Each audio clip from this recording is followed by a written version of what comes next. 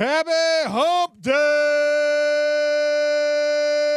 And welcome to the Sean O'Connell Show on ESPN 700. It is game week. We are 1 day away from the 2024 college football season starting. You should be listening all day. You should be watching on the YouTube stream all day. We have a loaded show for you. Zachariah hours happening in the final hour of the show. Scott Mitchell, who, of course, will be part of your Utah broadcasts all year long right here on the ESPN 700 airwaves. The former Utah quarterback and insider joins us half an hour from now. Stevenson Sylvester is going to join us in hour 3 as well. The play-by-play voice on the television side of this first game as Utah takes on Southern Utah is Richard Cross. Richard Cross has the call on ESPN. He is joining us at 12:30. It is a big day because, as James Peterson said in his update, James is producing today, it's Utah Football Eve. Here's a first world problem question for you, James. Aside from waiting for a football season to start, what is the hardest thing to wait for as a grown-up? When you're a kid, it's Christmas. If you're one of the weird kids, it's Halloween. What's the hardest thing to wait for as an adult? Is it payday? Is that what it is? Payday's a really good one. 877-353-0700. Trying to think of like a big event that's akin to those things. What's the hardest thing for me? I don't know if there is one as an adult unless you're like big music fan. Maybe it's a concert. Maybe it's your favorite band's concert coming to town, something like that. That would be a good one. That would actually be a really good one. Like for some people, for it's me, the it start might of be NBA payday, season. though. For James, it's payday. James is not managing his money properly. Okay, he's spending it all and then some. So he's living paycheck to paycheck. Living large. He's riding that lightning, everybody. The hardest thing for me, I'm pretty patient with a lot of things. The hardest thing for me, and the thing that it just drives me nuts, when I have an actual vacation planned, like it's not a work trip, it's something that's actual leisure, and I'm going to be taking some time off work. I'm going to be putting the phone down, and I'm going to go out. I'm going to probably hop on a plane. I'm going to fly somewhere, and I'm going to enjoy myself. Once I get that thing scheduled, hardest thing to wait for. I am terrible at it. Yeah, that's a good one. Vacation, waiting for your vacation to start. It's so bad for me that it's better if I kind of plan vacations last minute. I keep it impromptu because, for example, in December, we have a family cruise coming up that was already bought and paid for before I took this job, newsflash. That's something that is so far away, James. It's in December. I don't even want to know. I don't want to be thinking about that right now. Hardest thing to wait for, besides the start of college football season, which has been so dreary waiting for this. But here we are. Oh, so close. Another one, sorry, cut you off mid-sentence. Another one might just be waiting for the work break, whether you're on vacation or not. Like Labor Day coming up. I'm ready for the 3-day weekend, like that sort of thing. Or if you're a teacher and you're Wait, do we have Monday off? We do have Monday off. What? Yes. I'm gonna show anyway. up and do the show. I'm coming in, and we won't be on ESPN's airwaves, but I'll just be screaming silently at this camera in front of me for the YouTube stream. Reaction to the Utes game 2.0 because we'll have Friday to react to it too. No, like waiting for the next 3-day weekend. If you're blessed enough to work in education, waiting for the 2-week plus Christmas break or summer break, you know what I mean? Like that sort of thing might be, regardless of a vacation plan or not. Maybe it's just waiting for the next day off. That's one that I always have high anticipation for. And then probably the vacation thing, and then, tongue-in-cheek payday. By the way, teachers, love them. We underpay them, but we do over-vacation them. Teachers have it really bad when it comes to pay. They have it really good when it comes to time off. Oh, time off, and my wife's a school counselor, so I get to be jealous of her every year. Yeah. For that. and she's always saying, when July hits, she's like, oh, I hate that I have to go back to work in a month, and I'm like. You're like, in a month? In a month? I have never been able to go back to work tomorrow. I've never been able to use that sentence in my life. I hate to, it's going to suck going back to work a month from now. I will say this.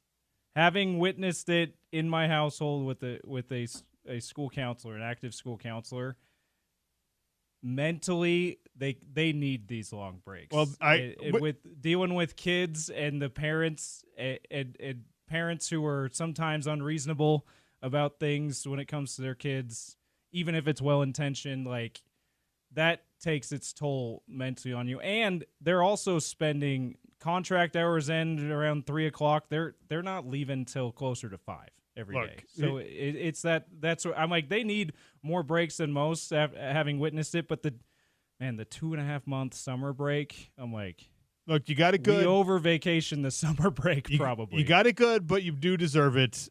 Teachers totally undercompensated, totally underappreciated, but not on this show. All right, we appreciate you. 877-353-0700 at Real OC Sports, at OC Show 801, at ESPN 700. We just want you to interact with us however you can. I'm putting some poll. The poll is constructed today in a way, James, that I hope is not confusing for everybody, because we're playing two truths and a lie in anticipation of this season. We're going to have a little bit of fun and play two truths and a lie for this Utah football season, this Utah football offense, defense, the roster overall. If it gets too confusing for you, James, just yell at me. All right? Not to insult your intelligence, but I'm just making sure that I'm not constructing this thing in a way that makes it difficult for people to follow along. I'm confused. Should that kind of a yell, or should I just Yeah, just general noise. As always, the opening segment on the Sean O'Connell Show is brought to you by Alvi Armani. If your hair is falling out, if you're going bald, if the hairline is retreating, if it's just not as thick as you would like it to be up top, man, woman, they probably don't treat children. But no matter who needs it, they have a solution for you. AlviArmani.com, and tell them that OC sent you. All right. Two truths and a lie about Utah's offense and defense. Two truths and a lie about the offense. And the poll is already up at Real OC Sports. Here's how it works. We know this game, right? When you're getting to know people, when you're at a party, when you're trying to spark conversation, you play two truths and a lie. By the way, James, I always had the same one. Always had the same lie for two truths and a lie. So the kids in school that had the same class with you all the time, they always guessed it right? Is that what you're saying? Well, yes, because they were like, you idiot. We grew up with you. We know that, No, but like if I'm like in college and or post, in the single scene world and you're playing two truths and a lie at some mixer or whatever, I always had the same lie. And the lie for me was always, I have a twin. Ah. And then people would be like, what? You have a twin? Like, yeah, I grew up with a twin. Because it's a weird thing to lie about. It is. So people would not often guess it. And then one of my truths was always, I'm a professional fighter for a living. And people look at me and they're like, that's definitely not true. Because those guys have abs.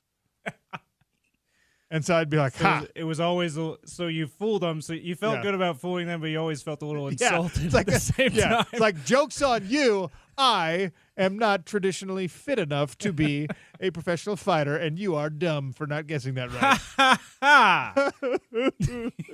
Yeah, it's like you laugh and then you cry, just like, ah. You want to know what my go-tos were? Yeah, I do. Actually, should I just do two truths and a lie? Because I don't think you know these things about me. Yeah, actually, yes. Give me we'll do the Utah football two truths and a lie in just a second. I want the James Peterson two truths and a lie. Okay, I was born on Super Bowl Sunday. Okay.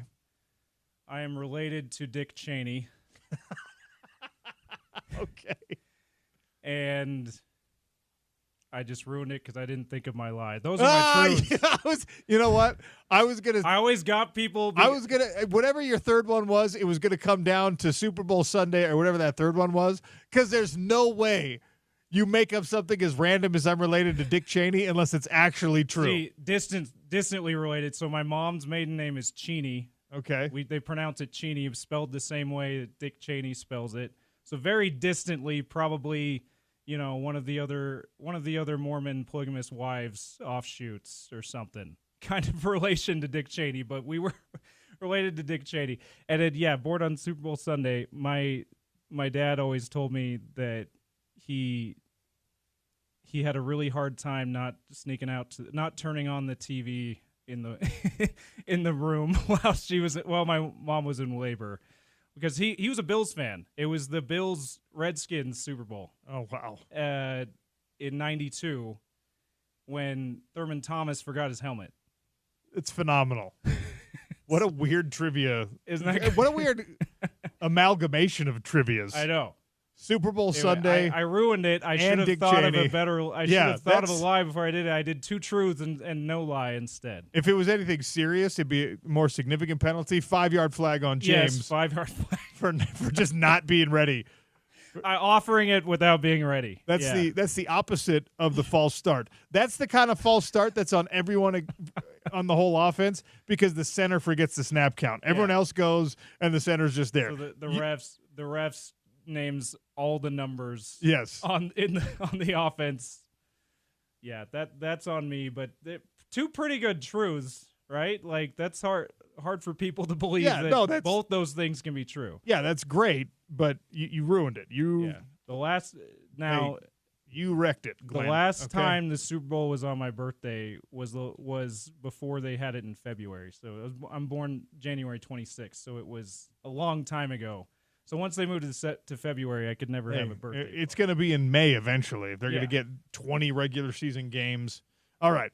2 truths and a lie about Utah football. We'll do it for the offense. We'll do it for the defense. If we get there, we'll do it for the whole roster. You tell me which of these is the lie, James Peterson. I'm ready. The running back room, I'm starting with the offense. The running back room is the number 1 overall question mark / weak spot on this team. This is the most talented group of pass catchers ever at the University of Utah. Or is it and or is it or when you're playing 2 truths and a lie? This will be Utah's most prolific scoring year in the Power 5 / Power 4 era. It was Power 5, now it's Power 4. In the era of modern football, major football for your Utes, this will be the most prolific scoring year. And for reference, that means they would have to beat 38.6 a game, which was their previous high. 38.6 points a game. Was that in a Cam Rising era team, or what team? It was not a Cam Rising era. Okay. Was it Mountain West then? Mountain West? No. This is Power 5. This is Power 5. This is only since joining the Pac-12. I don't want to compare to the WAC teams or the Mountain West teams because it's an apples to oranges kind of thing. Whole different thing. So 38.6 points a game plus. Is that true or is that a lie? This is the most talented group of pass catchers ever at the University of Utah. True or a lie? Or the running back room is on the whole roster the number 1 question mark at the University of Utah. Truth or a lie? I think so. I'm going to say the lie is best offense in Power 5. Oh, what? Yeah. Okay. I know. Like you did some tough ones there because if it is a lie, I don't think that it's going to be much. It'll be like they might get to 37 something points a game and not quite 38.5. But out of that group, I think maybe the lie is the most prolific offense. Okay, so you think that this is definitely the most talented group of pass catchers when you combine wide receivers and tight ends. That's low-hanging fruit. Yeah. Everyone sees that one as the lie. As an obvious truth, right? I do think this is going to be the most prolific scoring offense. I think the lie here is that the running back room is the liability. Wow. I believe that is the lie in these assertions. I don't think we've heard, other than Zachariah, who has said that he actually thinks this is a really deep running back unit. It just doesn't have 1 star, but it's got a lot of really good running backs in the room. Other than him, I don't think I've heard anybody say that they think that's not the biggest liability on the offense. When I look at the team, the roster overall, when I look at, okay, what am I most worried about? Depth at the cornerback position is my biggest worry. You need 3 of those guys to be excellent, and you need all 3 of those guys to stay healthy all season long. Cam Calhoun hasn't been healthy completely yet. They're still waiting on him to really kind of get here, be here, stay in the rotation. That's an important depth piece for this University of Utah football team. Zamiah Vaughn, I think, is a draft pick. I think Zamiah Vaughn is going to be pushing for all conference honors this year. I think that the improvement you saw from him last season is incredibly encouraging and is something that's going to show us on that upward trajectory with his physical skills. He can be one of the best corners in the conference, maybe even the country. All right? I think Smith Snowden is going to be excellent playing that nickel position. Even though he's still a young guy on the rise, I think that everything I've heard from people saying it publicly, people talking to me about it privately, I think Smith Snowden is going to be excellent. But I had the same reaction that a lot of you did when I saw that depth chart. And I saw, okay, well, yeah, Kenan Johnson, they've been raving about him since he got here. He was solid at Georgia Tech, but he wasn't anything better than solid. Let's just say that's what he is here. Maybe he's better here because he's better coached under Sharif Shaw. Let's say Kenan Johnson is an awesome corner. He's great. You still need all those guys that I just mentioned to stay healthy because the drop-off behind them is as precarious as potentially someone who's not played the position in college before. John Randall was a running back 3 months ago. They moved him to the cornerback position, and if that guy is your starter, I'm not saying anything about his ability. I'm talking about his experience. That, to me, is the biggest scare. That's the biggest weak point. That's the biggest question mark for me. There's got to be one on an overall strong roster. There's got to be one thing that is like the superlative. There's got to be a weakest, even in a strong chain. And to me, everyone else is saying, oh, it's running back, it's running back, it's running back. I don't think it is. Mekhi Bernard is a solid football player. Mike Mitchell's name has come out of Kyle Whittingham's mouth every time he talks. Which we know, covering Kyle Whittingham, means that he thinks he's good. He thinks he's got something because Whit doesn't do that unless he's pretty sure that this guy's going to contribute in a big way. So last night on the Coaches Show, shout out to Bill Riley, shout out to Corinne Reed, shout out to Brant Keithy, and, of course, Kyle Whittingham. First Coaches Show on ESPN 700 for this 2024 campaign. They all participated. Again, Bill always asks this question, not just to the coaches, but to the players. And it's the right thing to do because players and coaches don't always have the same assessment. But when he did ask Kyle Whittingham, who really burst out? Who had a great camp? He said Kenan Johnson has looked good. He said Luca Caldarella, the wide receiver, has looked great, that he's turned the corner. So that's not even a name that we've been mentioning all preseason, but Kyle Whittingham gave him his credit. And what else did he say? Mike Mitchell is getting better every single day, they said.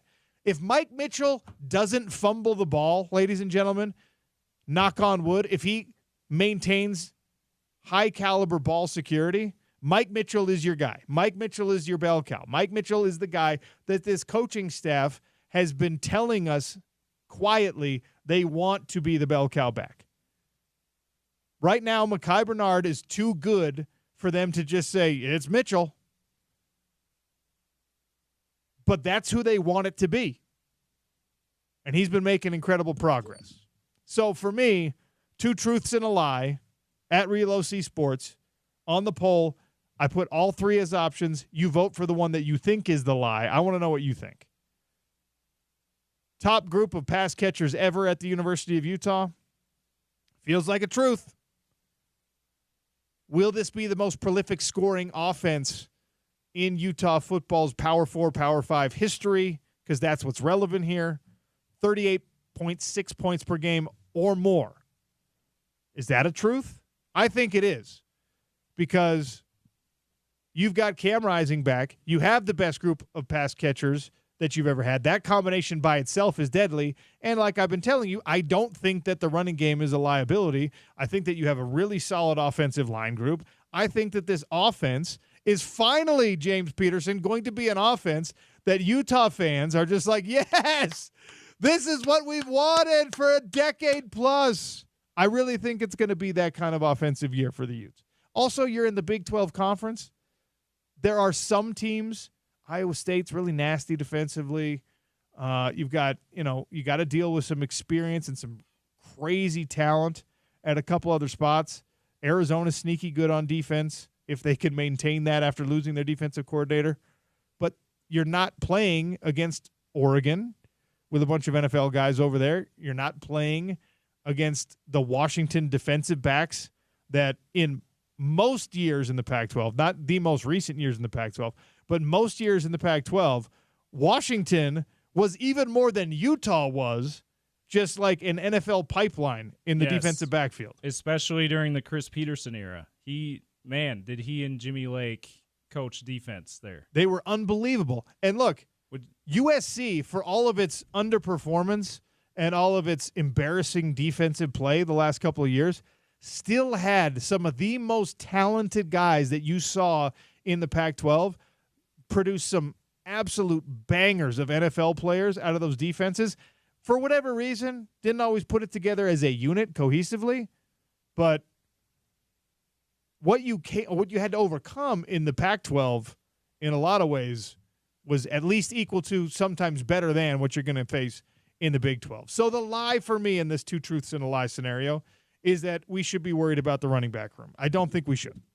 And that's been a narrative of sorts all camp long. Well, I don't think we should either. That's why I was like that. I feel like that's probably going to be one of the truths in there. Well, yeah, you said one of the truths is running back is the weak spot. Yeah. Oh, no, I did. I'm sorry. I don't think that it will be even though I think that it will be a weak spot on the team, I don't think that it's going to be disastrous the way that people are talking about it.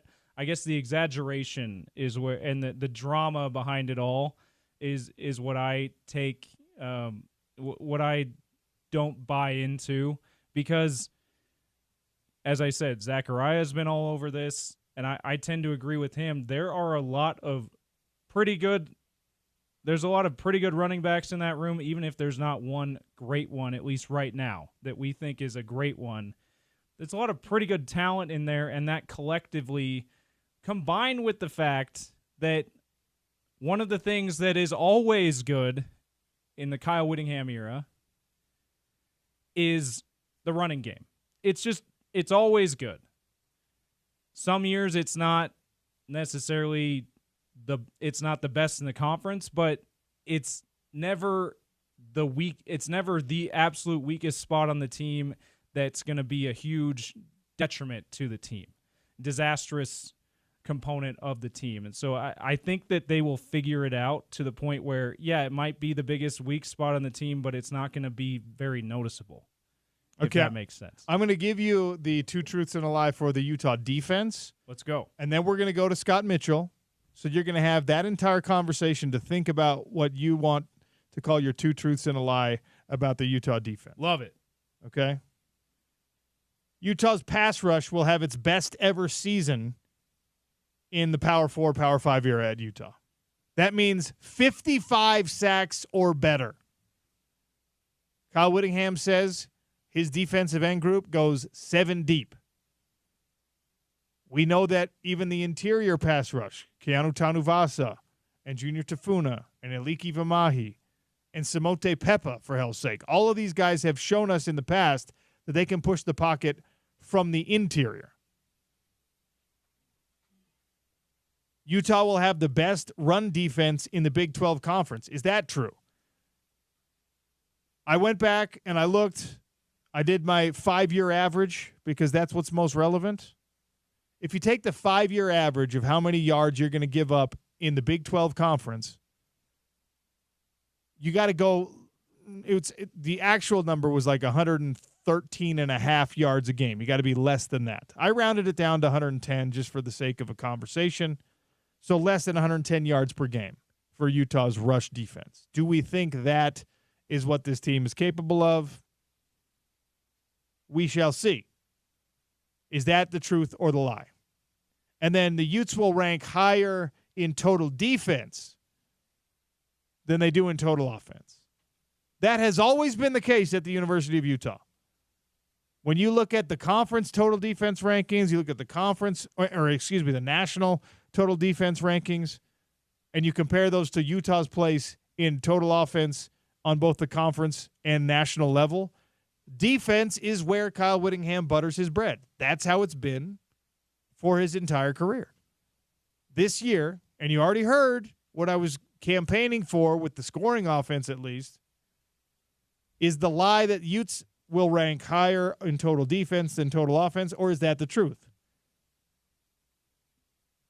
Decide which one is the truth, which one is a lie, and tweet the lie at me. At Real OC Sports, click the option that you think is the lie of the three. Pass rush will have its best ever season since being a Power 5 team at Utah.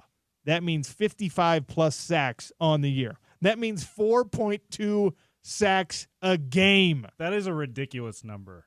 And that was the Nate Orchard year, right? That was the Nate Orchard year. 18 and a half sacks year. Yeah, by the way, certainly helped. Nate Orchard on one side and Hunter Dimmick on the other side. Shout out to Syracuse High. Go Snacks. Like, that was a nightmare for opposing offensive. For the lines that had to deal with that, you're just like, okay, guys, we're going to slide protection. We're going to chip this cat over here, this Orchard kid.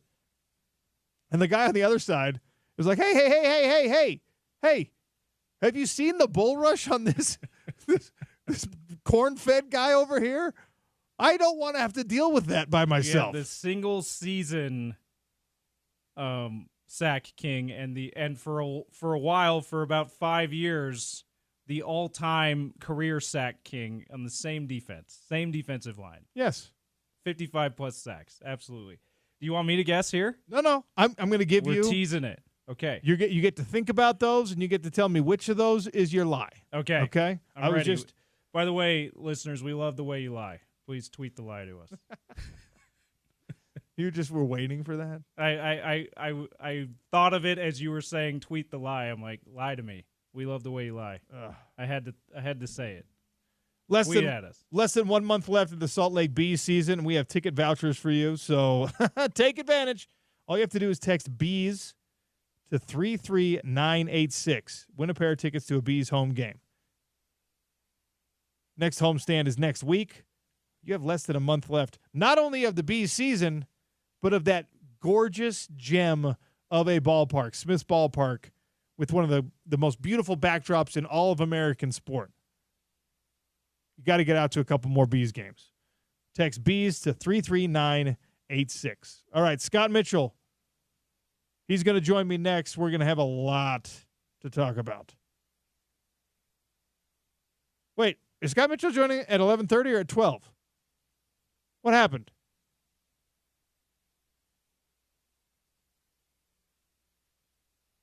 Yeah, that's my bad for not correcting you. It is at noon. So we have lots more to talk about. I'll give my guess on the other side of the break, and then the two truths and a lie game continues, and I've got my own too. Someday I'll learn how to do actual radio. It's the Sean O'Connell Show on ESPN 700.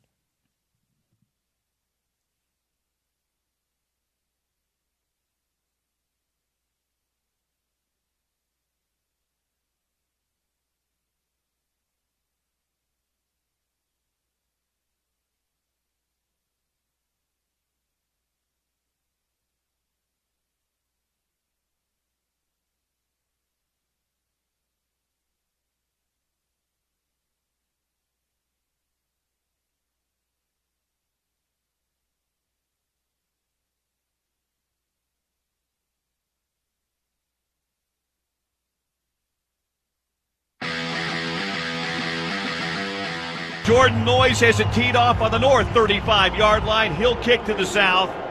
And we're ready to play football here tonight at Rice-Eccles Stadium. A high end-over-end kick that will go into the end zone and be returned. And now they'll say a touchback.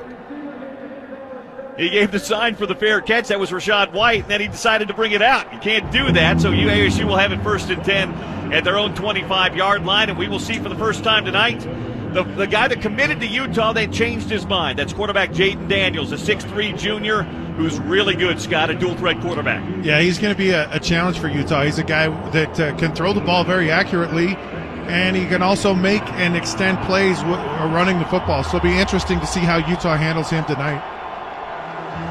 It won't be White, though, that starts out in the backfield. It'll be Tranum that will be in the backfield. Chip takes it. Play action pass. Daniels looking down the field, throwing down the field. Is it caught? It is. Ricky Pearsall makes the grab on the near sideline for a gain of, what are they going to call it, 12 yards and a first down. So a little play action on first down. Pearsall gets both feet down, and a 12-yard gain here for the Devils. First down and 10, they'll move it to the 37-yard line. Utah with a 4-man down front. They'll spread the field with 4 wide receivers. Daniels this time will hand off. Right side, pushing the pile forward to about the 40-yard line and a gain of 3. Decent run on the play that time by Arizona State off that right-hand side. Yeah, and that's a good sign there by Utah. Playing downhill early in this game is so important for this defense. You can't let this offensive line get into these linebackers in the second level. Train in the back of the backfield on 2nd down and 7 from the ASU 40, and Utah crowding the line of scrimmage. Daniels now changing the play. 2 tights and 2 wides here for the Devils as Daniels operates out of the gun. He'll scramble to his right and get into the open field beyond the 45 and diving out near midfield to about the 50-yard line. He picks up 10 yards. That's what he can do. Simple zone read that time. And the tackle by Fabian Marks in the open field, first down for ASU. Yeah, and Utah had the play covered. They had 9 guys at line of scrimmage. Should have had that play. Here we go. They're going to throw the flanker screen to the outside. It's caught there, through some traffic and down. Is Brian Thompson with just his 4th catch of the year. The former Ute picks up 4 yards to the Utah 46-yard line. Yeah, and that's something that USC did fairly effective is this bubble screen, and I'm sure Utah's going to see a heavy dose of it. 5 wide look now, and Daniels backpedals to pass. Pressure coming, firing over the middle. He's got the underneath man beyond the 40 to the 35-yard line. Ricky Pearsall again. And another good pickup, that time for ASU. Picking up 12, making 11 more yards, and a first down to the Utah 35. They're having no trouble, Scott, on this opening drive moving the football. Yeah, and it's just, it's not just high percentage, quick throwing, quick hitting runs. I mean, I don't know. 3 wide, the tight end. Train him in the backfield. He'll now motion to the right-hand side of Jaden Daniels. Utah rushing 5 this time. Daniels surveys, scrambles out to his right, looks down the field, fires behind his man, incomplete. Trying to get that to Curtis Hodges, who's kind of a hybrid tight end wide receiver look. He's one of their leading wide receivers. Incomplete. That time a little bit of pressure on Jaden Daniels. Yeah, and Utah brings a corner blitz here, and really it's kind of a run blitz, but just a little bit behind his wide receiver was Jaden Daniels, but again, you move him.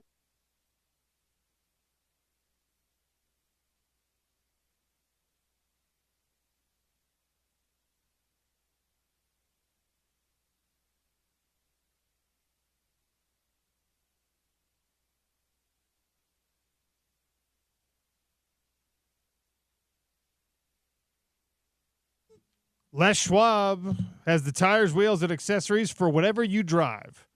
Stop by your local Les Schwab, and professionals will get the job done right the first time, whatever you drive. Trust me. Sean O'Connell Show on ESPN 700. Got our friends from Advanced Window Products coming in here momentarily. Scott Mitchell coming on in 26 minutes. All right, not right now. Not right now. We will have Scott Mitchell. A minor flag on me for not correcting you. No, it's the flag is on me. 15 for you, maybe a 5-yarder for me. Wow, 15, harsh. All right, but we're playing Two Truths and a Lie. The polls are up at Real OC Sports, at OC Show 801 as well, at ESPN 700. Utah football is a day away from kicking off, so we're finishing up our prognostication season. All right, which of these is a truth and which of these is a lie. 2 truths and a lie, the old party game. Identify the lie for me on my defensive propositions. The pass rush will have its best ever season since joining Power 5, Power 4 football, major college football. That would be 55 plus sacks, by the way, ladies and gentlemen. That is a big total. Utah will have the best run defense in the Big 12 Conference at about 110 yards a game, just under that. It's actually 113, but we're expecting that there's going to be some good rushing offenses in this Big 12 Conference. More elementary math. It's under 5, you round down. That's what we're doing today. I like that. That's right. And over 5 or more, you round up. Yes. That's what we're doing. The Utes will rank higher in total defense than they do in total offense. In a year where everyone's like, hey, you might pass more than you run, the offense might be more of a strength this year than the defense is. When it all comes down to it, and we're looking at these total defensive ranks and total offensive ranks, will Utah's offensive unit finally outpace the defense? Which of those is a truth? Which of those is a lie? Identify the lie for me, James. What you think is the lie? I mean, probably the pass rush will have the best ever season just because 55 is a ridiculous number to top. Not because they might not get 40-something this year with how deep that pass rush is or high 30s, but I think that's probably it. Because it seems plausible that Utah can have the best run defense in the conference, knowing how good the defense always is, and how good the D-line is and how deep that is. And it seems plausible because, like you said, traditionally it's never happened that the offense has been ranked higher than total defense in the Kyle Whittingham era. So the one that it's going to sound like I think this pass rush is not going to have a good year, but it's not that. It's just I don't think that they're going to be able to top 55. That's the lie here. Yeah. 55 sacks is a bananas number. And we just talked about it took a guy having the all-time great season and being an all-time great pass rusher on one side, and then the guy who was the career sack king for 5+ years in Hunter Dimmick on the other side, along with others. But those are the two stars of that defense. This group, as deep as Kyle Whittingham says it is, they don't have that. By the way, Nate Orchard's 18.5 sack season. Do you know where that ranks nationally ever all time in sack seasons since they officially kept it as a stat? Now, there's the how far back does that go? Like 80s? I'll look it up while you're deciding which how close it gets. I think it's got to be top 5, right? Maybe 4th. So, or is that too? Am I too optimistic with that? No, not at all. The all-time number that I could find, the highest all-time number I could find was 24. Okay, and he's at 18.5. 24 is ridiculous. Tied for 5th. That's insane. Who's the 24?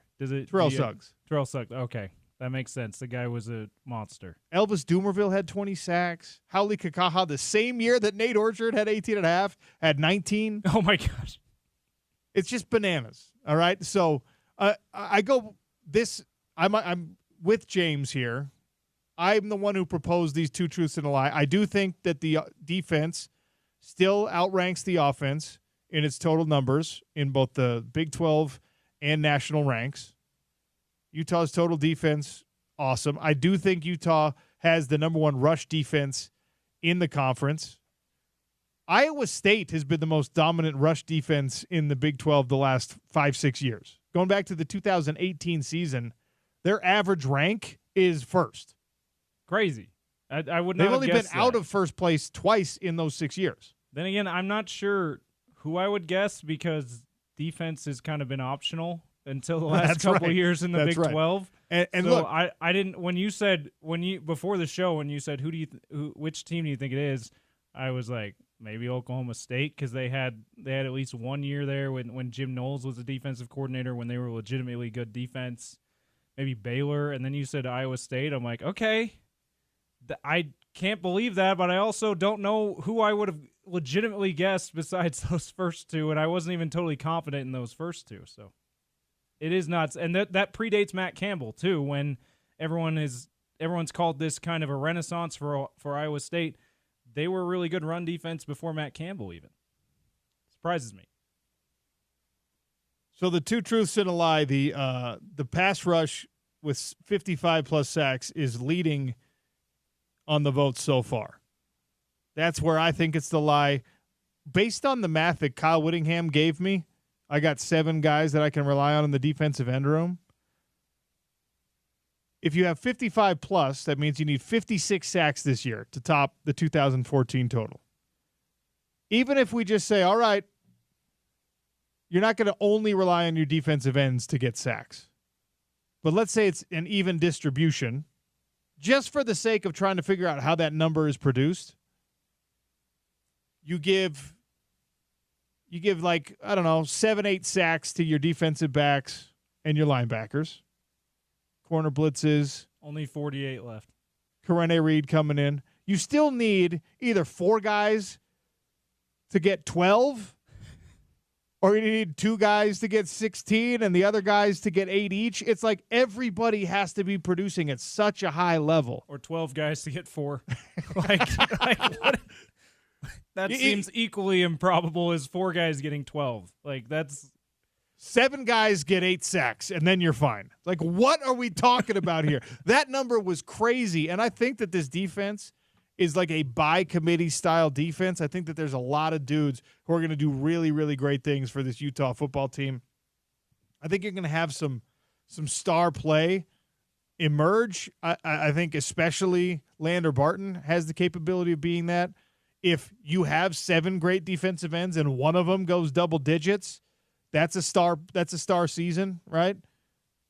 Jonah Ellis was a consensus All-American with 12 sacks. So if you can do that and you're on a good team, you're on a Big 12 championship team, now we're talking about really, really great things. But still, the idea that you're going to get 56 sacks when the number in the Pac-12, even in like your championship seasons in the Pac-12, it was like you had 42 sacks one year. You had 41 sacks the other championship year. You had 38 sacks in the years that you were contending for but did not win a conference championship. And then in 2014, there's just this insane outlier where you have 55 because Nate Orchard just ate something spicy, I guess. Hunter had to have had at least 12 that year too, right? Or at least he had to have double-digit that year too. Yes. Like, insane. Do you think they get over 40 this year, though? I do. I think so, too. I think that what you're looking at this year is somewhere between those conference championship contending years and 2014. When you won and you had 42, there was not a single person in the country that was looking at Utah and just being like, their pass rush isn't good enough. Yeah. Right? They did what they needed to do, and they got opposing quarterbacks to the ground. They got off the field. They got into 3rd and longs a lot because of those situations. And you won conference championships in back-to-back years with that 40-plus number. If you're sneaking to 46, 48, you're talking about a playoff team here. If you're at 56 with the offense that Utah's got and you get 56 sacks, this is a national championship team. Yes. And so are we only counting regular season numbers in this, or is this full season? So if they get to the playoff and win a couple of games, it's a couple more games than you normally would have. These numbers that I'm pulling for you all come from CFB stats, and they take full season games. Okay, so there's a chance that just because they might have a couple more games, they might get to 15 games this year. They might get close to 50 just by virtue of having a couple extra games than what they had in 2014. But that still makes 2014 even more ridiculous because they did it in a regular like 12, 13 game schedule. You still need almost 4 sacks a game to get to 56 if you play 15 games. Nuts. Do we want to save mine for next hour so we can get Nate in Nate Orchard. Speaking of Nate Orchard, the mayor in here to Advanced Window Products. Yeah, the mayor of Sac Lake City is going to come in. Well, I'm going to throw this question at them. 2 truths and a lie, especially about this defense, because I'll tell you something. Kind of like those Miami Dolphins guys. They hold the champagne, and they toast every time the last undefeated team in the NFL goes away. Nate Orchard is like the kindest, most generous dude. There's no way he's rooting for someone to beat that record. He's very protective of his mayor of Sac Lake City title. He absolutely is. Like I know he wants this team to get 56 sacks, but he doesn't want it to be 56 because someone had 19. Yeah, absolutely. All right, our friends Jake Weber and Nate Orchard from Advanced Window Products will join us next. We're still talking Utah football, playing 2 truths and a lie about your Utes. 1 day away from kickoff on the Sean O'Connell Show. It's ESPN 700.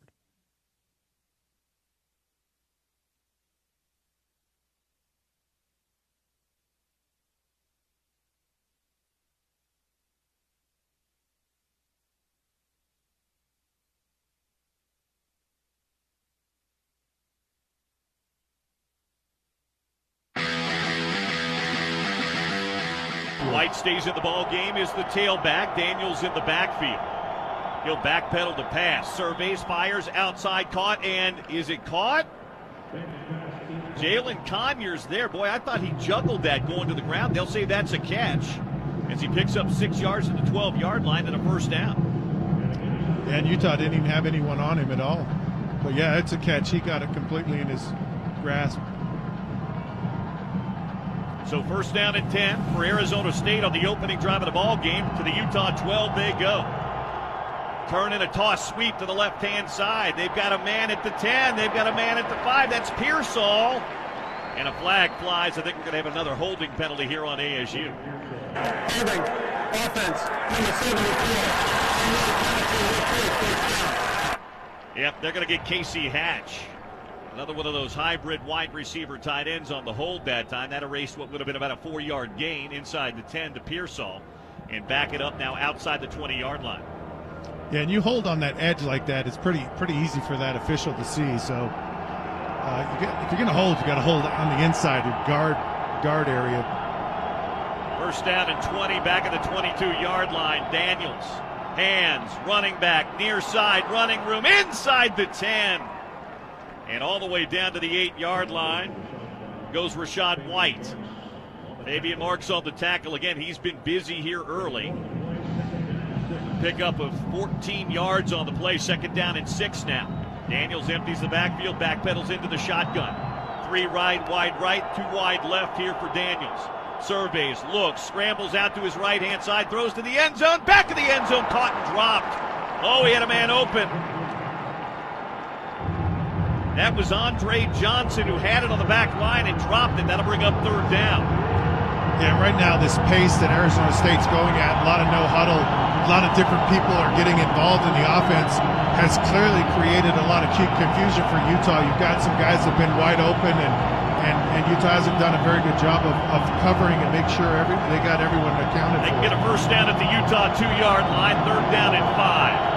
Daniels and White in the gun. They motion White out of the backfield. Daniels looks, surveys, throws all by himself at the goal line and in. That's a touchdown for Jalen Conyers. First touchdown of the season for Conyers. Third catch of the season for Conyers, and there was nobody in his area code. He was wide open. Well, Utah's in a man coverage, and they looked like they tried to switch it off, and both guys went to the back, swinging out of the backfield, and there's just poor communication or understanding of what you're trying to do defensively, and you're going to have a player wide open. So Christian Zendejas of the famous Zendejas kicking family on for the PAT. It's up, and it's good. And a good start for the Devils here. 9:50 to play in the first quarter. ASU marches down the field and scores a touchdown on their opening drive. They lead at 7-0. Logan Tyler, who's got 27 touchbacks this year, will tee it up. Kicking south to north here. Britton Covey back to receive this kick for Utah. 9:50 to play here in the first quarter. 7-0 Arizona State. Going to be with you tonight here from the Big O Tires broadcast booth. Bill Riley, Scott Mitchell. We'll try and get to our guy Stevenson Sylvester downstairs in just a bit. Here's the kick by Tyler is high and end over end, and Covey will let it go out the back of the end zone for a touchback. And so now we see Cam Rising in the Utah offense for the first time tonight. Rising in the offense put up 486 yards in total offense against USC a week ago. They ran it well. They threw it well. We talked in the pregame show, Scott, about a good start. They really need one now, down 7-0. Yeah, and what you do offensively is you march down the field and you answer back and you score, just like just give your defense a.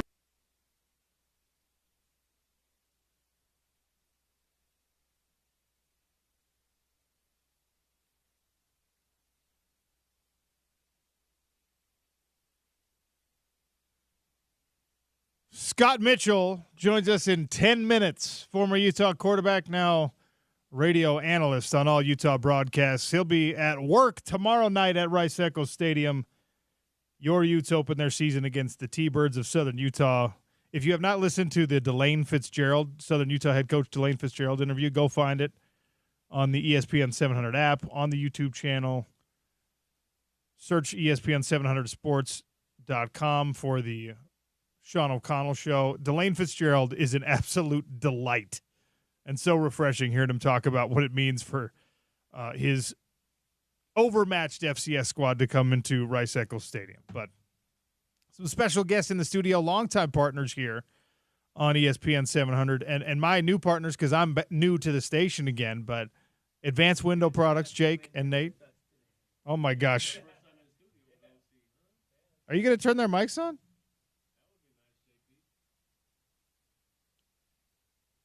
We got them?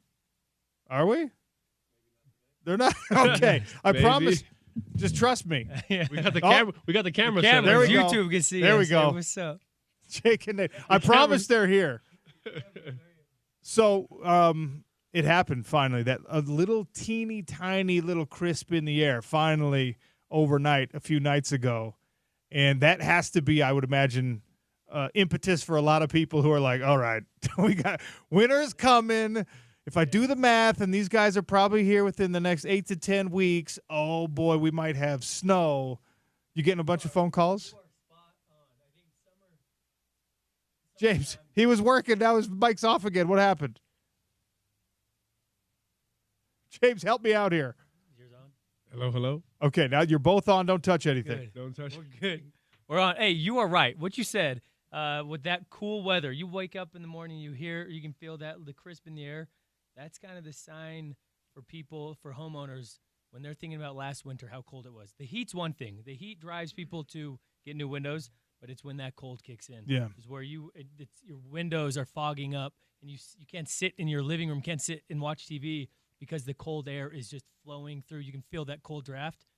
This is when people call, and we are at our busiest time. This is when it really picks up, and we're about 8 weeks out right now. So if anyone is looking to replace their windows and they can feel that, they know from last year how cold it was, give us a call right now. We've got a great deal running with you. It's a special day. We're sitting in here with you today. Yeah. We're going to give listeners $3,000 off, 10 or more windows if you call today. But you got to call today and just get on the schedule.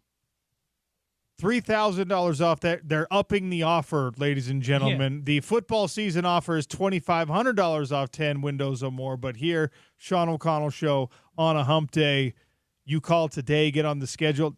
They don't have to install them today. They don't have to do any of it today, but get on the schedule today. $3,000 off 10 windows or more. Yeah, that's right. Call just 801-850-9100, and we'll give you just get on the schedule. You got Ken is on the other line waiting for your phone call, and he'll be out to your house the next day or two, and he'll just give you kind of write up what you need, give you an understanding, do an audit of your current windows, and get you going. Football season starts tomorrow. The mayor of Sac Lake City is running things over at Advanced Window Products. People now are probably like, oh, I can get Nate maybe to come out to my house. How often when you're on a job do people want to talk football with you? Pretty often. First it starts with the sales, right? So like Ken is, who again has been with us for a number of years, big Green Bay Packers fan, obviously a Utah fan. We'll get chatting up about football and me and being with Advanced Window Products, and then naturally just turns into, hey, Nate will come out and take pay a visit to you. And so once the windows are being installed, after the customer signs the contract, 8 weeks later we're out there installing, and that's typically when I go out with the guys.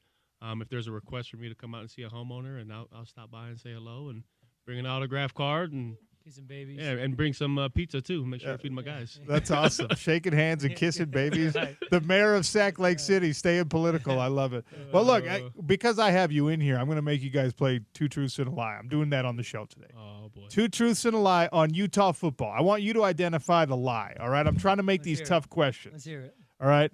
And there's some opinion in here. But I'll start with the defensive one because we have the mayor of Sac Lake City. Which one of these is the lie about 2024's Utah defense?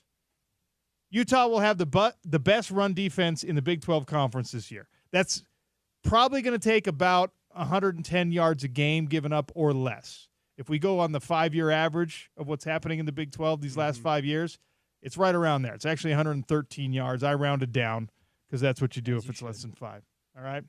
The Utes defense will rank higher. Total defense will rank higher in the conference in the country than total offense does at the University of Utah.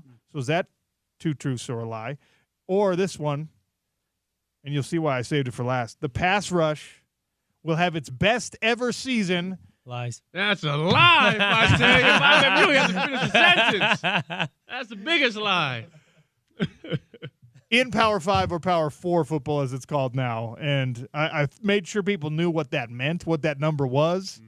And, of course, you know what that number was. 55 sacks as a team in 2014. Yeah, that's definitely a lie. And so 55 is going to be a tough number to reach. And granted, we only played, 13 games. We played in the bowl game. And now with the new format, who knows? Maybe they'll have a chance to make a playoff run, and maybe they'll get to 52. I don't know. 54? Oh. I was trying to find. I'm like, okay. There's people say Terrell Suggs had his 24 sack season. Since you go back, they really only started tracking officially in 2005. You know where you're at nationally ever, right? Yeah. Officially, it's Elvis Dumerville, Howley Kakaha, and Nate Orchard. Hey, one thing about Kakaha, he played an extra game that year. Yeah. He had one more game. Nate led the nation in sacks per game. Kakaha had half a sack more than you. Yeah. But, and this, I got beef with this still. He played an extra game.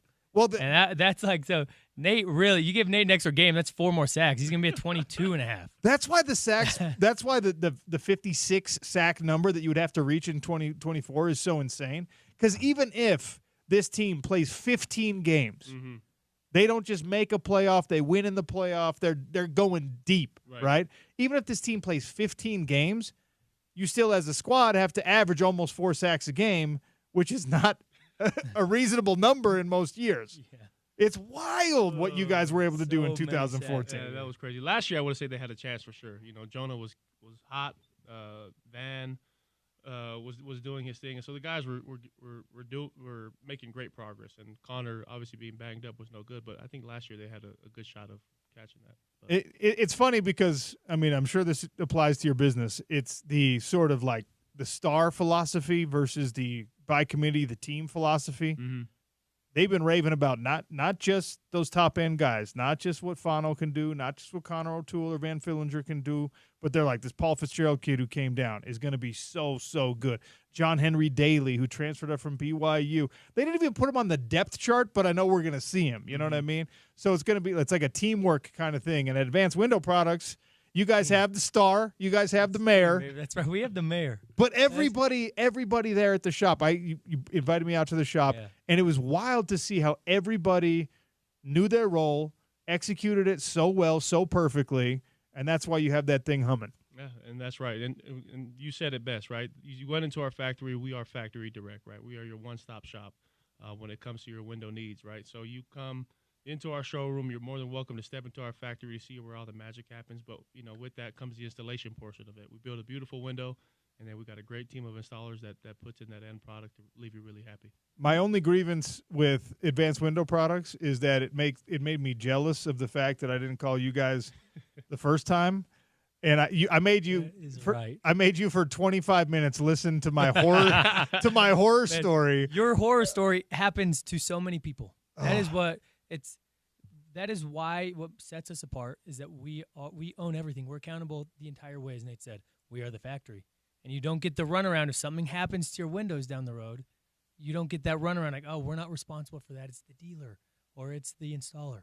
Yes, and by the way, I thought I was going with the local company and with that exact thing. I'm like, yep, okay, I know where their building is. I know that I can.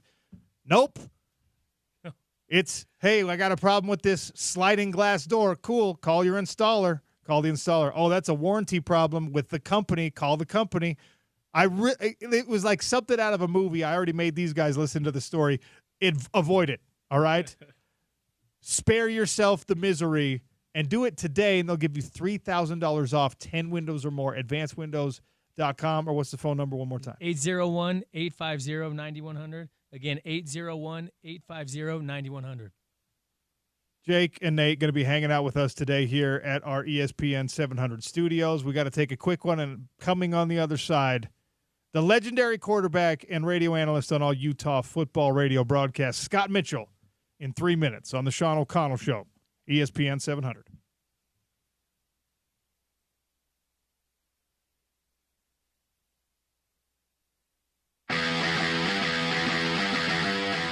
Yeah, really nice play by Cam here, and this is something that he's willing to do. You know, the pocket breaks down, he gets outside of leverage, and he runs. I mean, he's got some wheels on him. I mean, great job. And that's a 10-yard conversion on third down. Those are huge plays right there. 3 tight ends to the left-hand side, 1 wide receiver to the right. Pledger stays in the ball game here for Utah on 1st and 10 from their own 37-yard line. Turning a give to TJ. He pushes forward for about 3, almost 4 yards. Out here about the 40-yard line goes Pledger for a gain of about 3 yards. Clock running at 8:23 to play here. Now Utah's going to go with some tempo. Rising in the gun. Look at the pass here. He's going to look long. He's got a man open up this sideline. It's caught! Devon Bailey. Another big play. A shot play down the field. Into ASU territory and down to the Sun Devil 35-yard line. Yeah, and see, you make that play against USC. Great throw here. The receiver gives him plenty of time to throw the ball toward the boundary away from the defender. Perfectly executed play there on both sides with the receiver and the quarterback. But those are the kind of plays that give you that spark. 26 yards on that pitch and catch. They mark it at 37. Cubby the motion man, rising under center.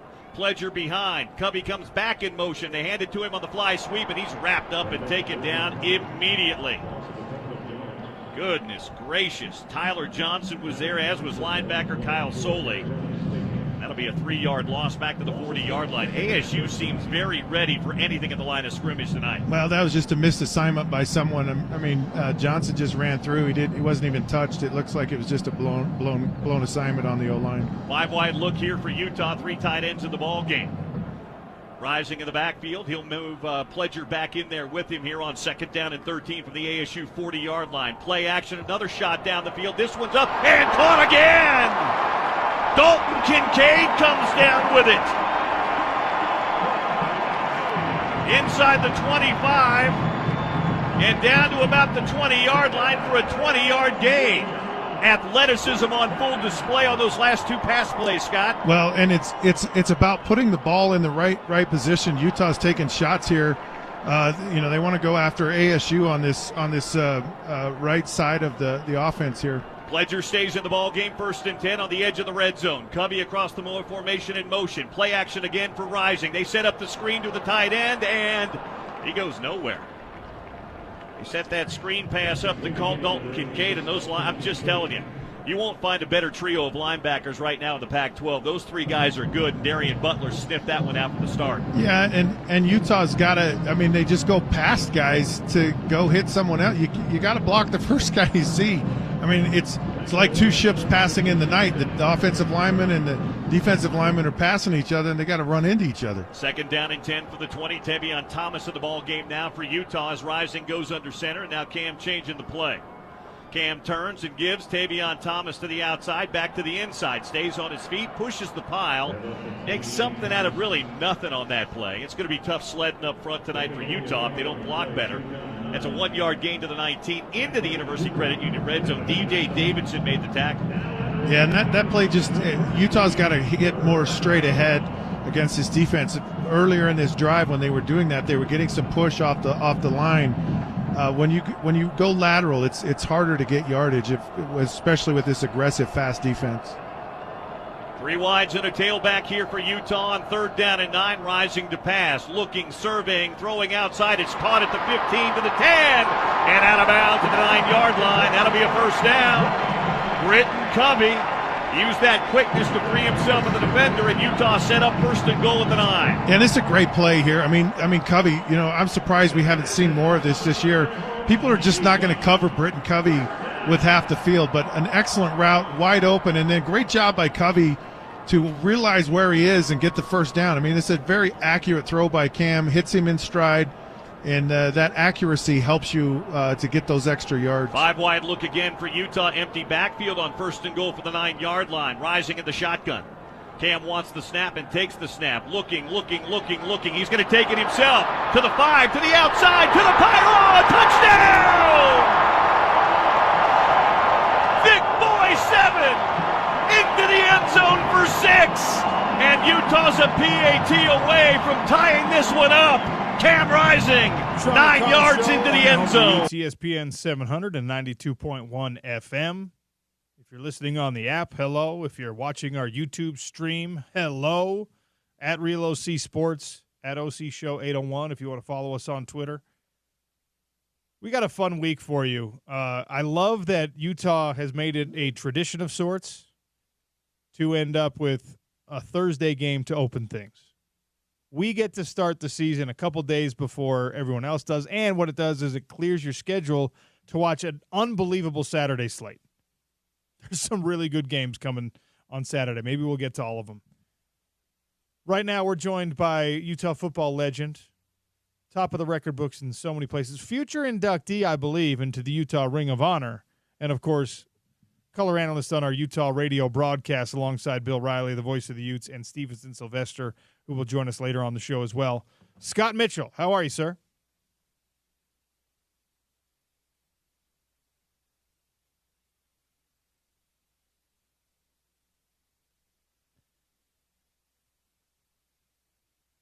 A little inside baseball for everyone who's been bearing with us through the technical difficulties we have experienced this week. We got new equipment in the studios, like the boards that you see where people are pushing buttons and sliding levers up and down, all new. They got to hook those up with the computers. Everything's on a network now. It used to be you would just plug one end of a cord, the only thing that it fit, and then he would plug the other end of the cord into the only thing that it fit. It's a lot more complicated than that now. So we've been, our engineers and our producers and everyone behind the scenes have been working real hard. And I've been appreciative of their work while simultaneously wanting to headbutt this microphone every time we try to throw to somebody and it doesn't work. Two truths and a lie. We're playing it all day here on the Sean O'Connell Show. The offensive two truths and a lie proposition at Real OC Sports. And you vote on it like a poll. I want you to identify the lie for me. There's been several different narratives surrounding Utah football as we continue to predict for one more day. One of those narratives is that the running back room is maybe the overall question mark on this team, not just on the offense, but on the team. One of the other narratives, this is the most talented group of pass catchers ever at the University of Utah. And the hope that this will be a prolific scoring year has me wondering if it will be the most prolific scoring year, 38.6 per game or more, for Utah. Identify the lie on the poll at X or Twitter, whatever you call it, at Real OC Sports. Now we have Scott Mitchell. Scott, how are you? Nope. Don't have him. In any case, the running back room, the case that I made for this offense, the weak spot on this team, and there has to be a weakest link, even in a very strong chain. If the running back room is the weak spot,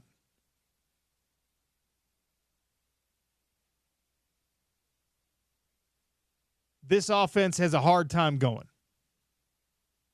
Even with Cam Rising at QB, even with a plethora of tight end options, even with incredible wide receivers, there is a trepidation that builds when you don't have a productive running back room. I look at Mekhi Bernard and what he has already done for this football team. I'm incredibly impressed with what we have seen from him so far. He's obviously a significant threat out of the backfield. He's an incredible player overall. As a wide receiver, he's an incredible option and creates matchup problems specifically for opposing linebackers. Mekhi Bernard right now is running back one. The fill-in behind him, and if you pay attention to the depth chart, which we all should, behind him are the names that you thought you were going to see and you thought you were going to hear from Bill Riley on game nights. Mekhi Bernard, Mike Mitchell, Jalen Glover, and the Jalen Glover-Mike Mitchell is separated by that daunting or. It's not a definitive yes or no on which of those guys is the number 2 back. But I read in and I listen and I say, all right,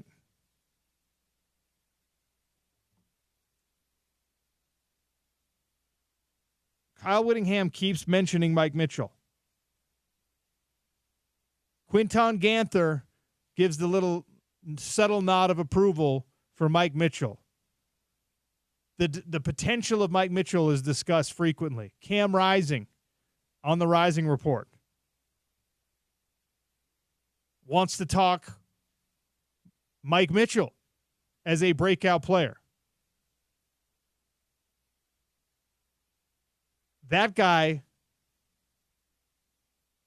because of the subtext, because of the narrative that is both said and unsaid, is the guy I have picked to emerge as a top-flight running back for this Utah football team the same way that Tavion Thomas did. And I'm talking about Tavion Thomas in the context of he was a revelation for that particular Utah football team. He was an instrumental part of Utah breaking the barrier and finally winning conference championships at the Power 5 level. I'm not talking about the Tavion Thomas that had his struggles and didn't work hard enough in the offseason and came in overweight and ran afoul of his teammates and coaching staff. And I'm not talking about the Tavion Thomas that showed up for pro days or workouts and wasn't prepared. That's a tragic story, and you never remove accountability from an individual, but you do try to give a little bit of grace to someone who had it really rough, the personal life, loss, and tragedy, had it really rough. I'm not talking about that version of Tavion Thomas. I'm talking about the version of Tavion Thomas that came to the University of Utah, rehabbed a reputation, proved to the coaching staff that they could rely on him, and then became the single-season touchdowns leader for a school that has a ton of history of really solid running backs, great running backs even, running backs who matriculate onto the NFL level and become something, going all the way back. Chris Fuamatu-Ma'afala and Mike Anderson, and the names will just pour out for anyone who's been. You could go further back than that if you're an older fan than I am. Those guys, so many of those individuals, the coaching staff knew they had something in camp, and so we could probably pull archival sound from like Ron McBride saying like, hey, this Anderson kid might be pretty good. This big Chris, he's not built like your traditional running back. He's a lot bigger than that. He's built like a damn D lineman. But I think we have something here. But then when it actually happens, when you actually see it, when it's actually proven, is on game days. And that's where Mike Mitchell is going to be able to separate himself. And that's where Jalen Glover is going to be able to show us and show you and show the country and show Big 12 opponents and show his own coaches that he's dialed in on the potential they saw in him when they offered him this scholarship. The running back room at the University of Utah is as constant as anything else that you can, like, it's true for the safeties. It's true for the defensive line. Thankfully, in Power 5 football, it's mostly been true for the linebackers as well. The cornerback position at the University of Utah has been a reliable spot for several years now. You have this top flight talent, these guys at the high end that are going to be NFL players. And then behind them, you have young players with the potential to develop into that, or guys, even if we never see them on a field on Sunday, guys that just understand the assignment. They know what they're supposed to be doing. That is what Utah football's real ceiling is about.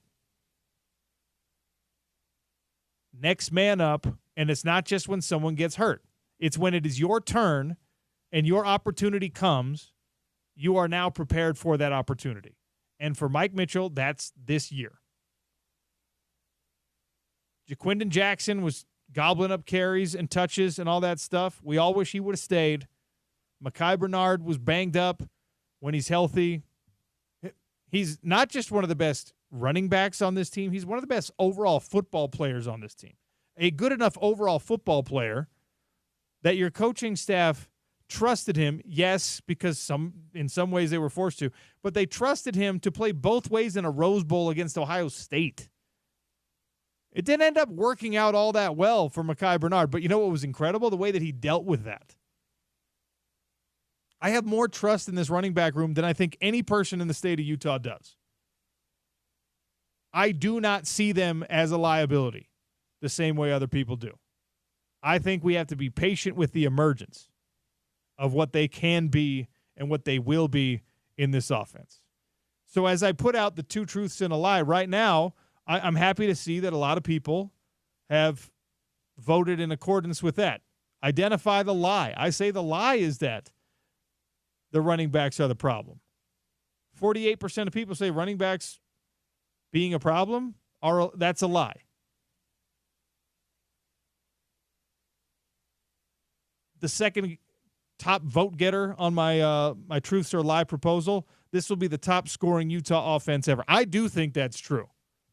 I shouldn't say ever. The top scoring Utah offense in this Power 4, Power 5 era, I think is right here in front of us. I believe that this Utah football team and its offense, and Cam Rising specifically, his relationship with Andy Ludwig, his relationship with Brant Keithy, his relationship with guys like Micah Pittman, who we haven't talked enough about, everyone on this team pulls the rope a little bit harder when they see that Cam Rising is out there taking snaps. It's one of the unexplainable phenomena in all of sports that there are just individuals out there who elevate. They are the tide that lifts all boats. And we don't really know why. He's not the biggest, strongest, fastest, most talented arm. He's not any of those things as a Utah quarterback. But he's going to leave this school as probably the best to ever do it in some statistical categories and in terms of collecting championships if things go as well as we think they can this year. Then in 3 of the 4 years that Cam Rising is your main starter, your majority starter, I wish I could say your every game starter. But in 3 of those 4 years he delivers a Power 5 conference championship, the conversation's over. His name is in the Ring of Honor next to Alex Smith.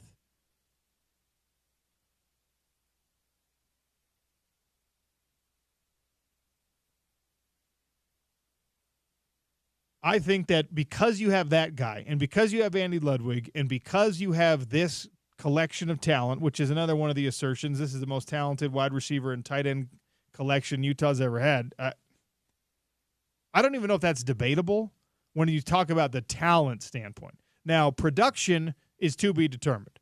Will this be the most productive passing offense in the Power 5 era? It could be the most productive passing offense ever, but that's going to be a tall task. Scott Mitchell, who will still try to get on the show today at some point. Scott Mitchell, he put up like 4,500 yards in a season in passing. Now they were down a lot. They were behind a lot. They were not coached by Kyle Whittingham, who wants to run the ball primarily.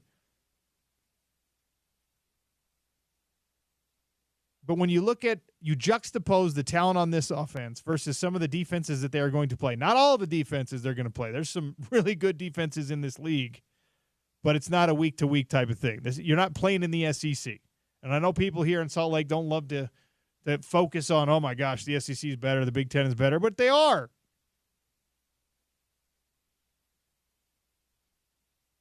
In the Big 12, you have a couple of games a year. In the Pac-12, you had 2-3 games, maybe 4 a year, where you are facing a team with a defense that can compare to your defense. That is comparable talent, depth, physicality-wise to what you field as a team.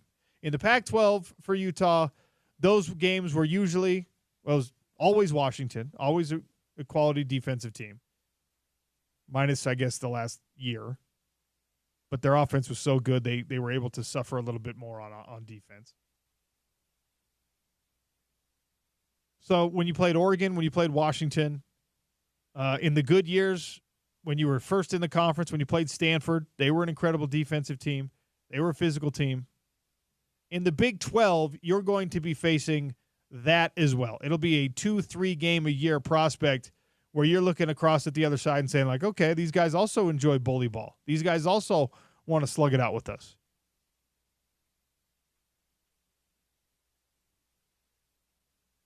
In the SEC and the Big Ten, you got more than just 2 or 3 games that are like that. So Utah's offense benefits from it, and Utah's offense has the potential to be the top scoring Ute offense in Power 4, Power 5 era for Kyle Whittingham. Certainly, when you think of that head coach and his legacy, you're not talking about the offense all that often. This might be the year that changes that narrative, at least to some extent. 2 truths and a lie. The vote's coming in. And I'm so happy that most of you think that the running backs are actually not that big of a problem. Our friends from Advanced Window Products have a special offer today. $3,000 off 10 windows or more if you call and get on the schedule today. The man behind the operation, Jake Weber, Nate Orchard, both here in studio with me. $3,000 off 10 windows or more. That tops your normal in-season offer by $500. Yeah, that's what we like to do. When we're in studio, try to drive people just to set up that appointment. Because what I know happens is people have questions about their windows. Do I need new windows? Is it just glass? What is it? I can feel a draft. That's all I know. So what's going on with my house?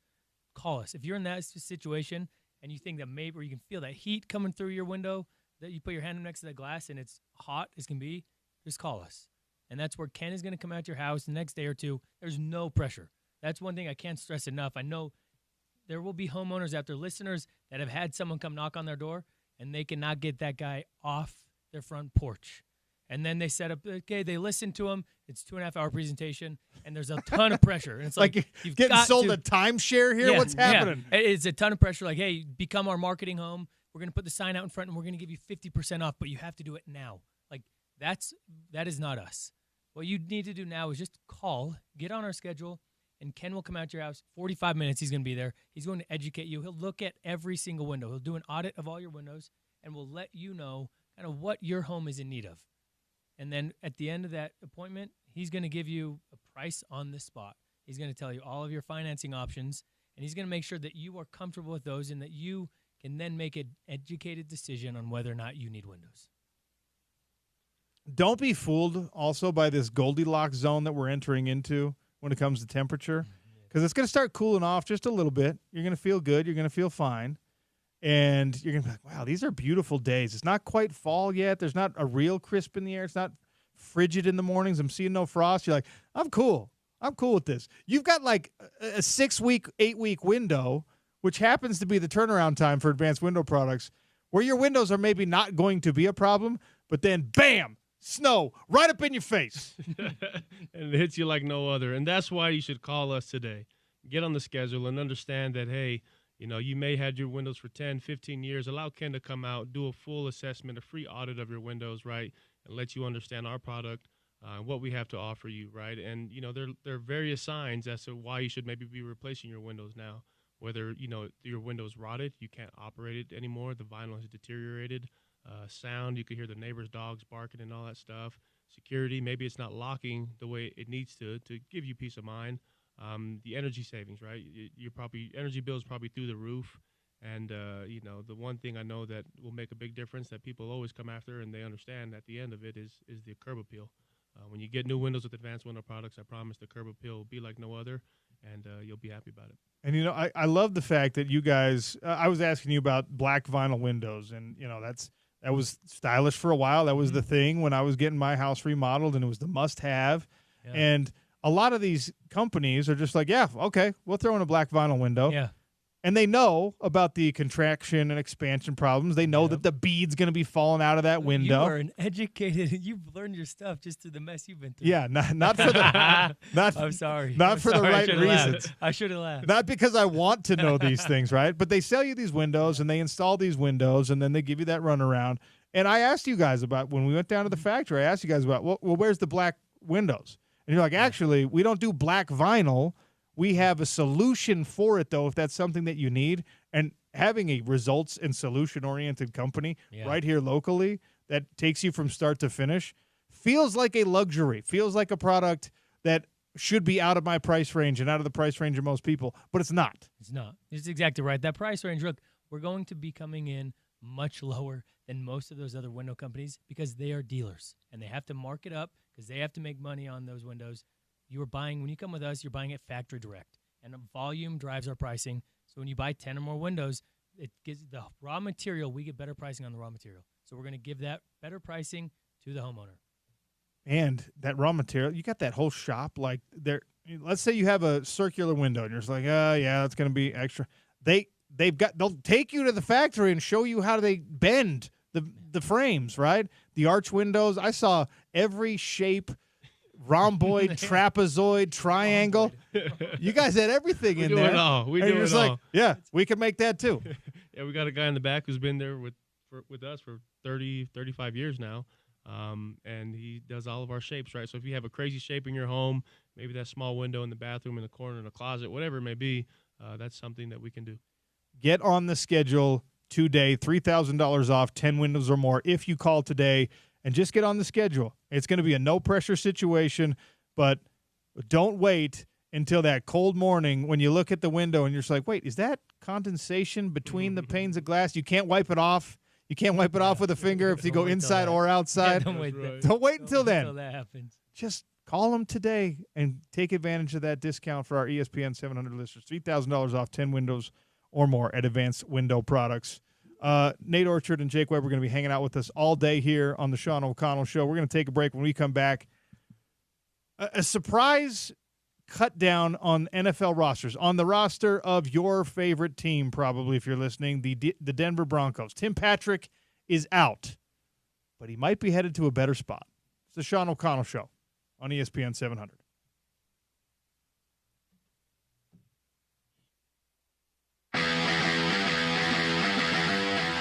Rashad White, Ryan Thompson back deep to receive this kick from Jordan Noyes. Last time Rashad White wanted to run it out, but he called a fair catch first. We'll see if he tries to bring this one out. Jordan Noyes has been good this year on PATs and kickoffs. He's got 10 touchbacks on the year so far, does the 29-year-old Jordan Noyes. He'll approach it from north to south, put his right foot into it, drive it high and end over end, and Rashad White will not try to bring this one out. And Jade Daniels and the Devils will begin 1st and 10 at their own 25-yard line. Oftentimes, Scott, you can make adjustments in game. You always do it, especially after a first drive of the ball game. Well, what do you want to see Utah do differently defensively this time around? It just feels like they're trying to do too much, and the touchdown was the perfect example. Stick with something, commit to it, and just play 100%. Utah seems to be playing a little too tentative. Arizona State will open with an empty set here. Daniels in the shotgun. And 4-5 wide receivers from their own 25-yard line. Daniels throwing the flanker screen to the inside, and it's dropped. Trying to get that ball on the inside. We'll see who that was that they were trying to get that ball to. That was Elijah Badger. And he just had it and dropped it. Wasn't going to go for much anyway, those guys. No, Utah's seen enough of this bubble screen between all these teams in the Pac-12. They should be able to defend it by now. So 2nd down and 10. Tailback in the backfield. Now they'll motion him out. That's Tranum. Daniels surveys, looks, tries to scramble, tripped up, hit, and dropped at about the 32, 33-yard line. They had him initially, and then Nephi Sewell, who's still working on that bum ankle, got him at the 32, so 3rd down and 3 coming up. Yeah, and I like that Jaden Daniels has been hit 3 or 4 times early in this game running the ball, and that'll wear you down after a certain period of time. Trenum stays in. Devils only had 1 3rd down. They converted it on their opening drive. Daniels in the gun, movement up front. That's going to go on the right side of that offensive line. They're going to get Ben Scott, the right tackle, moving that time, and Utah will back them up 5 yards right here. 3rd and 3 becomes 3rd down and 8. Yeah, and this is where this crowd really has to get involved in this football game. Make it tough for them to hear. Daniels spreads the field, back of the backfield, Rashad White. Utah showing pressure up front. Now Daniels is going to change the play. 6 on the play clock. 5 on the play clock. 2 on the play clock. Takes the snap, backpedals to pass. Here comes the pressure. It's out in the open field, and Rashad White dropped immediately. Tremendous coverage in the flat that time by the Utah defense. Amaya Vaughn came up to make the stop on the play, and that'll bring up 4th down. Yeah, see, now the defense is coordinated here. Great job by Vaughn, though, just to tackle right as the receiver hit the ball. But a lot of that is just the noise. You know, it's just hard to communicate what you want to do there, and it just took a lot of time. Eddie Shaplitsky on to punt here for ASU, averaging about 39 yards a kick on the year. Britton Covey stands at his own 22. Shaplitsky, no pressure on him, hangs one high, and Covey's going to come up and fair catch it, looking into the lights, and takes it at about the 28-yard line. And that's where Utah will take over 1st and 10. 2:39 to play here in the first quarter. Utah 7 and Arizona State 7. So Utah's offense will come out. They'll start 1st and 10 from their own 28-yard line. Cam Rising. I said this to Scott. We may have the best 2 dual-threat quarterbacks in the conference playing here tonight. I know Dorian Thompson-Robinson's very good too, but I'm not sure he throws it quite as well as both Rising and Daniels do. I just like that Daniels has taken some shots early on in this game when he's decided to run. 2 tights, 2 wides, and Tavion Thomas behind Cam Rising on 1st and 10. They hand it to Tavion, getting forward, pushing the pile, getting out to about the 32. 4-yard gain on 1st down for Tavion Thomas. Linebacker Kyle Soley, the redshirt senior.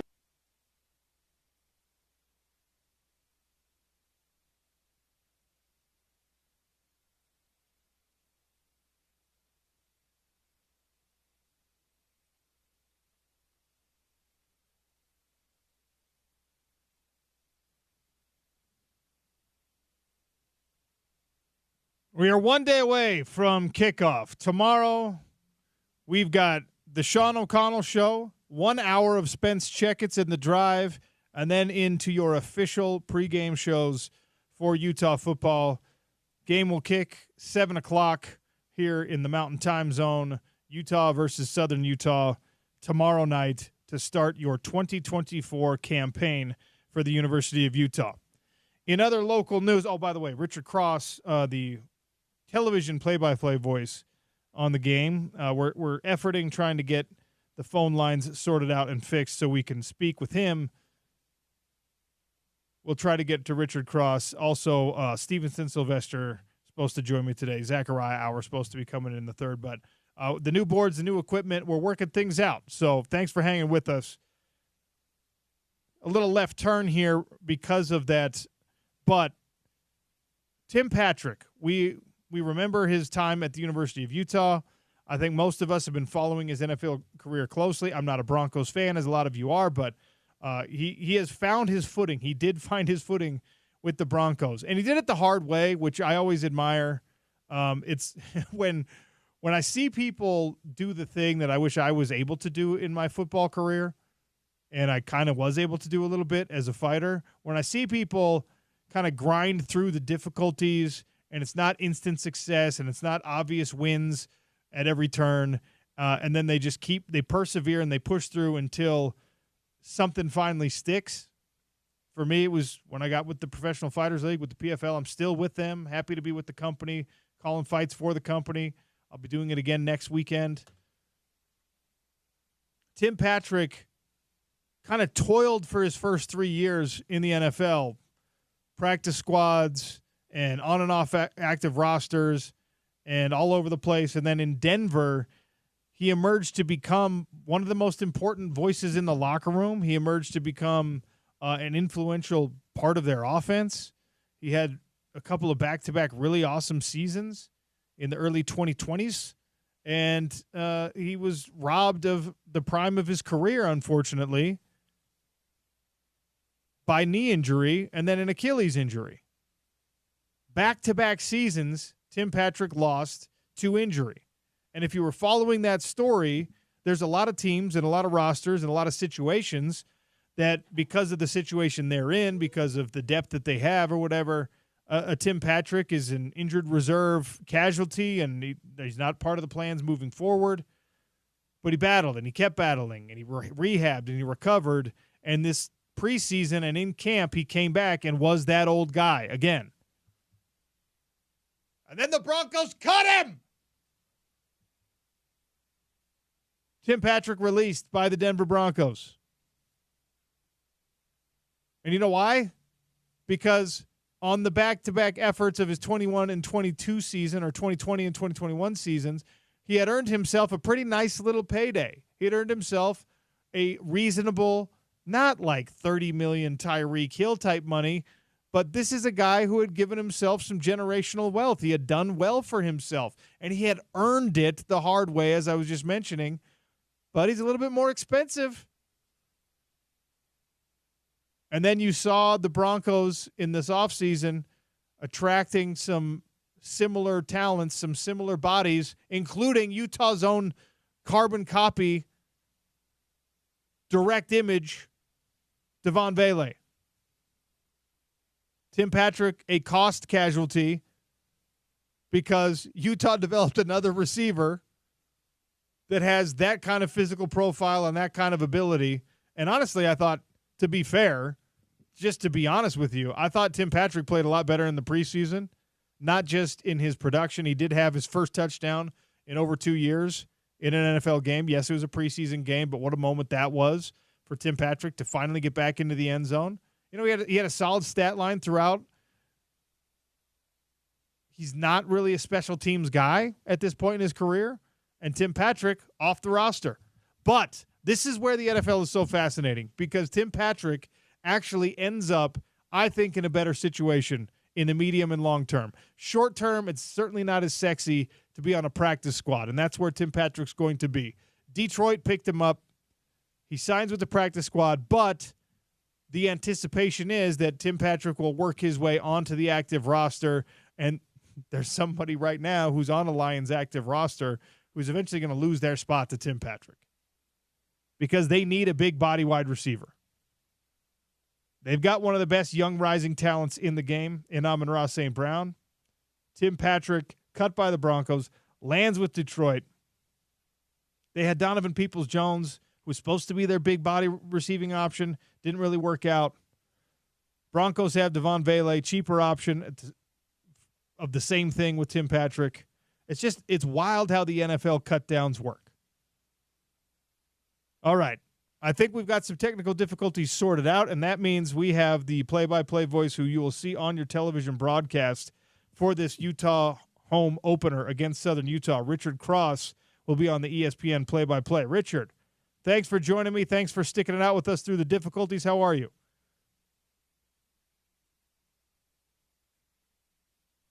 Okay. That's the fourth time today that I've had to be like, hey, welcome. Whoops. It's just what's happening. All right. Back to the NFL cut down conversation. I'll stay with the Broncos. Even though they're not my team, they're probably your team out there. Another really fascinating local story associated is obviously the Broncos after the debacle that was Zach Wilson's career with the Jets. The Broncos acquired the former BYU quarterback, and the rehab process begins. Not the injury rehab process. I'm talking about the confidence rehab process, the process of reminding this young man that he is an elite quarterback, that he can play the position at the very highest level, that he is the guy who got drafted number 2 overall for a reason. Was it a weird draft year? Yes. Was his success in that COVID season a flash in the pan? Well, if you're just a straight-up BYU hater, you could probably make that case, but it's the wrong case to make because what Zach Wilson did was he went to the combine and he had his pro workouts and he did exactly what he's supposed to do and he convinced everyone he was the number 2 guy, and he's on that roster behind Bo Nix and with Jarrett Stidham. They retained 3 quarterbacks, did the Broncos. So the rehab project is underway with Zach Wilson's confidence as a player, as a maybe someday starting quarterback again. All right, one more try. Richard Cross, ESPN play-by-play on the game as Utah opens with Southern Utah. Richard, how are you?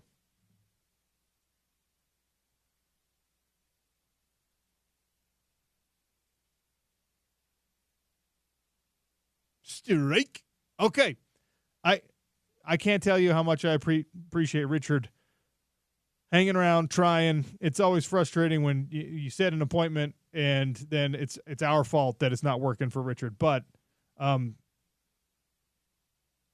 maybe we'll get him at some point on the show today. Back to the Denver Broncos, back to the locals in the NFL.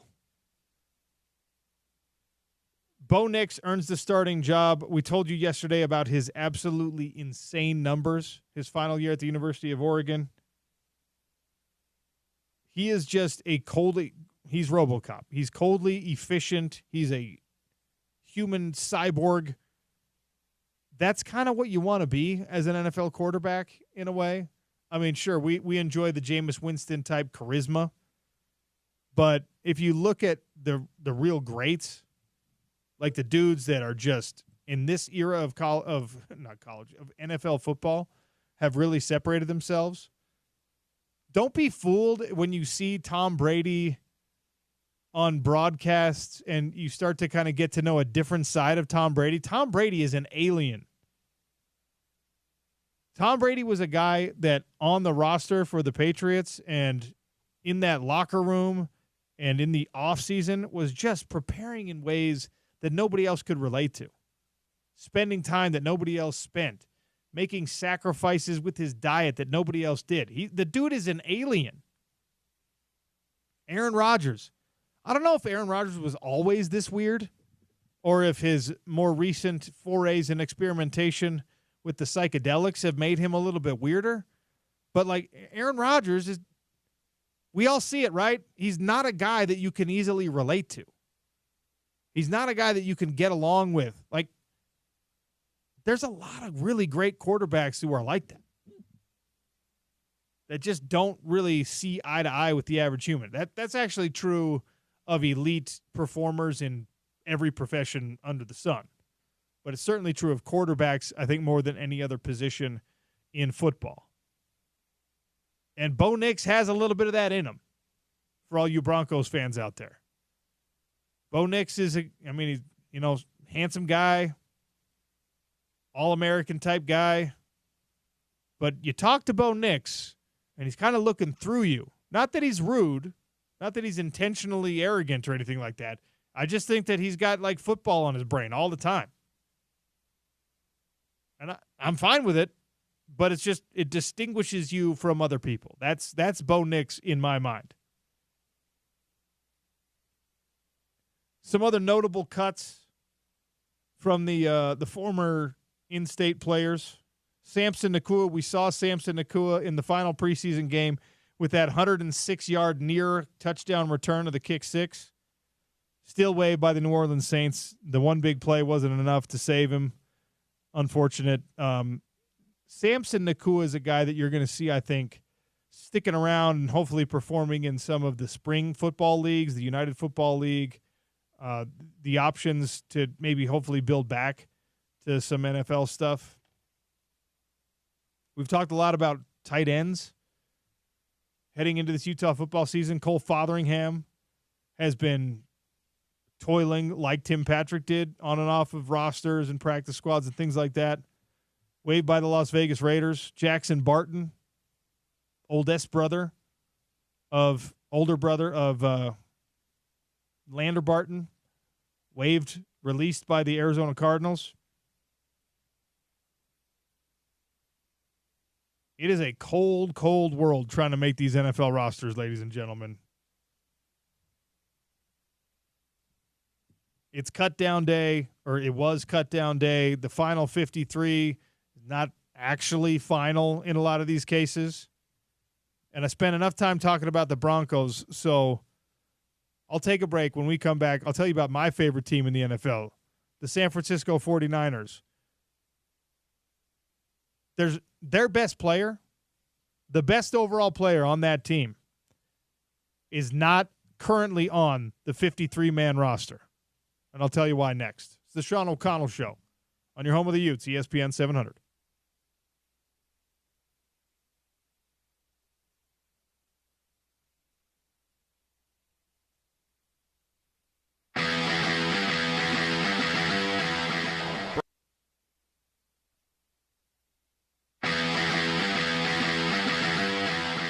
First down, handoff, outside, having the edge is Trainum, and he's out of bounds after a 12-yard gain to the 45-yard line.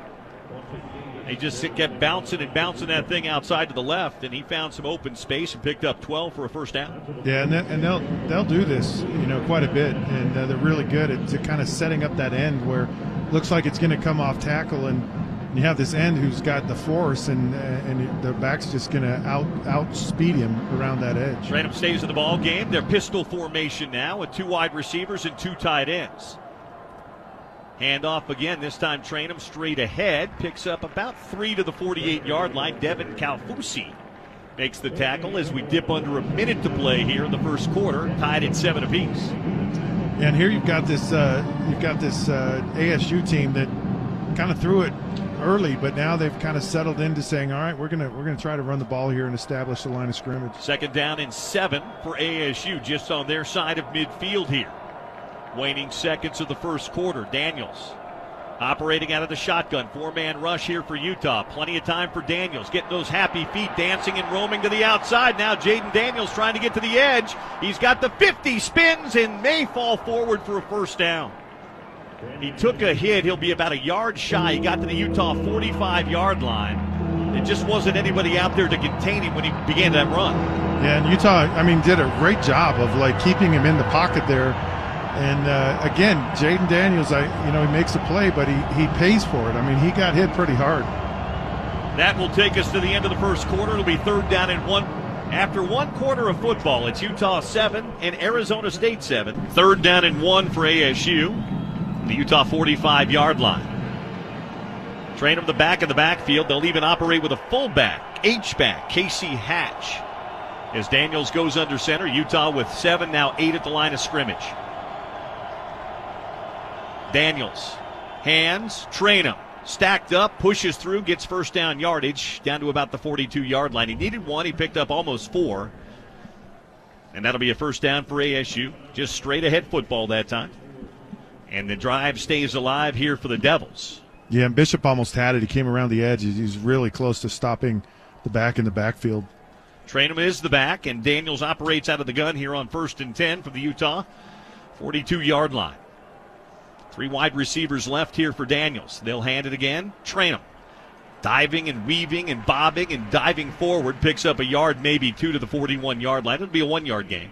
Wasn't a whole lot there that time. That was one of those reads where you kind of felt like Daniels might keep it. He didn't. And Tennessee Pututau made the tackle. Yeah, but again, really nice job. Utah's kind of settled into understanding where their gaps are and where they need to be, and against this run, and they're playing downhill. 3 wide receivers now on 2nd down and 9. Rashad White checks back in the ball game. Motion across the formation here for ASU. Jaden Daniels wants the snap, and now he backpedals. Lots of time pumping, looking, scrambling to the outside. There's a flag down, and he gets back to the line of scrimmage. It'll be no gain for Daniels, and we may have a hold or a leg whip. Nope, it's going to be a hold on ASU. Karene Reed ultimately made the tackle on the play, but that's another penalty. This is the most penalized team in the Pac-12, Scott, and we're seeing why early on. Yeah, and Mika's way held there, and the leg whip is kind of as a result of being held. So 2nd down, and we'll call it about 19 yards to go. Back across midfield it goes to the ASU 49-yard line. 2 receivers left, 1 receiver right, tight end in the left slot. Rashad White in the backfield. Strength on the right hand.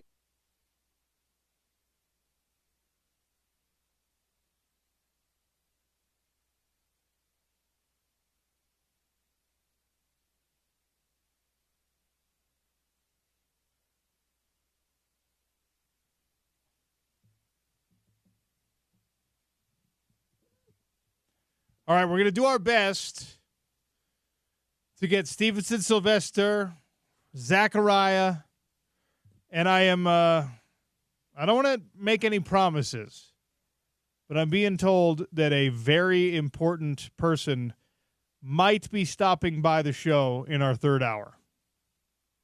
That's all I can say. I don't want to overpromise and underdeliver. I'd like the opposite to happen. We are suffering through some technical difficulties on the show today. It has not been pleasant for James, who's working his hardest back there behind the glass. ESPN 700, happy to support the American Foundation for Suicide Prevention. Their Out of the Darkness walk is happening September 7th at Veterans Memorial Park in West Jordan at 10 a.m.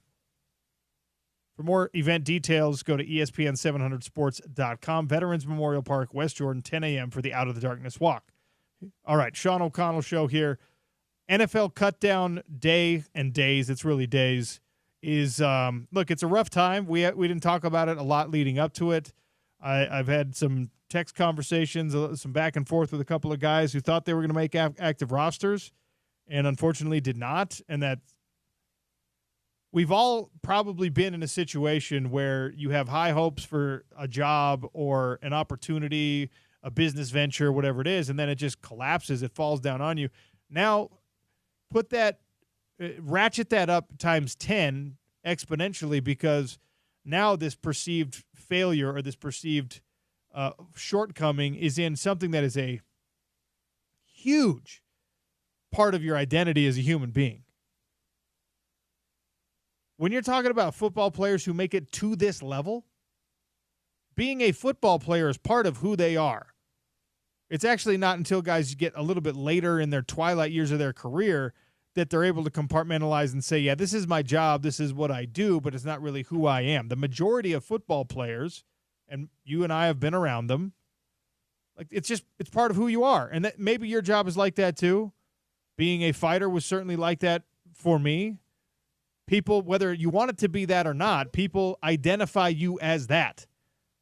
You know, we do it to Nate Orchard, who's joining us on the show today. The guy is like, he's an awesome friend. He's a great father. He's a fun guy to be around. He's funny. He's cool, charismatic, handsome, whatever. But what do people want to talk about him being? Football player, football Nate. He's a successful businessman.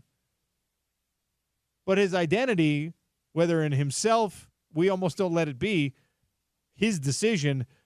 We decide you're a football player. The rest, we'll see what happens. That's what's going on with these guys being cut in the NFL.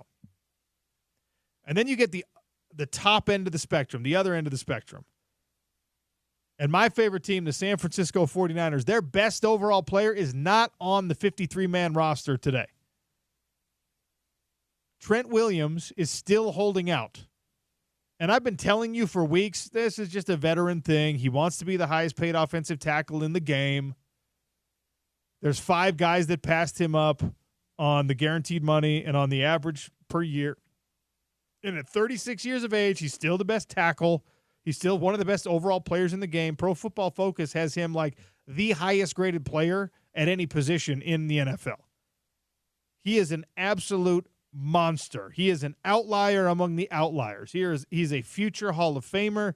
He is so good at his job that most of us can't even relate. If I was as good at radio or at play-by-play as Trent Williams is at blocking other human beings, you would have to subscribe to my podcast Joe Rogan style. I'd be cashing $100 million checks. That's what this guy's trying to do. I don't begrudge anyone. I don't begrudge Trent Williams trying to maximize his earning potential, especially when he knows how important he is to the San Francisco 49ers. But if he wants to win a Super Bowl, And you're supposed to care about that. You're supposed to want that as a professional athlete. If he wants to win a Super Bowl, this spot with the 49ers in this year is his best chance. And he needs to get himself on the field and on the roster actively. Today, Trent Williams is not occupying an active roster spot. The San Francisco 49ers are probably finally starting to sweat this out a little bit. Because you've got now a few days of acclimation. I know he's been working out, but nothing is like actually practicing, even for a veteran like him. So Trent Williams is there. He's inactive, holding out. He's not the hold-in that Brandon Ayuk is. They start the season Monday night, September 9th, and Trent Williams, the best player overall, is not on the roster today because he says, make me the highest paid guy at my position in the league. And right now, he's not even top 5. John Lynch's job today is pretty tough. Advanced Window Products hanging out with us all day today here at our Broadway studios. Nate Orchard, the mayor of Sac Lake City. Jake Weber, the mayor of Advanced Windows. Is that fair to say? Other guy. Nate's sidekick. Good times. Good times. You've got a special offer for all of our ESPN 700 listeners if they get on the schedule today. $3,000 off 10 windows or more. Yeah, look, if there's a lot of windows out there, a lot of homeowners that think windows are just a window is a window, builders that think a window is a window, and a lot of builder-grade windows that go in. And it's amazing how many calls that we get for windows that are 5 to 10 years old, that are already warping, that have seal failures where they have the moisture between the panes. And, like, that's where we come in to help. It's for those people who are in that situation, or those homeowners that have windows that are old aluminum windows, the original windows, but where your windows have failed and you're needing to replace those windows. Like, we do this. Like, we specialize in vinyl replacement windows. We manufacture them. We install them. We guarantee them for life. And when you go with us, you're going to get a higher quality window for a better price, and you get a lifetime warranty on it. So this is the last time you ever have to worry about your windows. Like, that's Nate and I talk about this all the time. It's like, look, we sell windows and we manufacture windows, we install windows, but, like, we also sell peace of mind.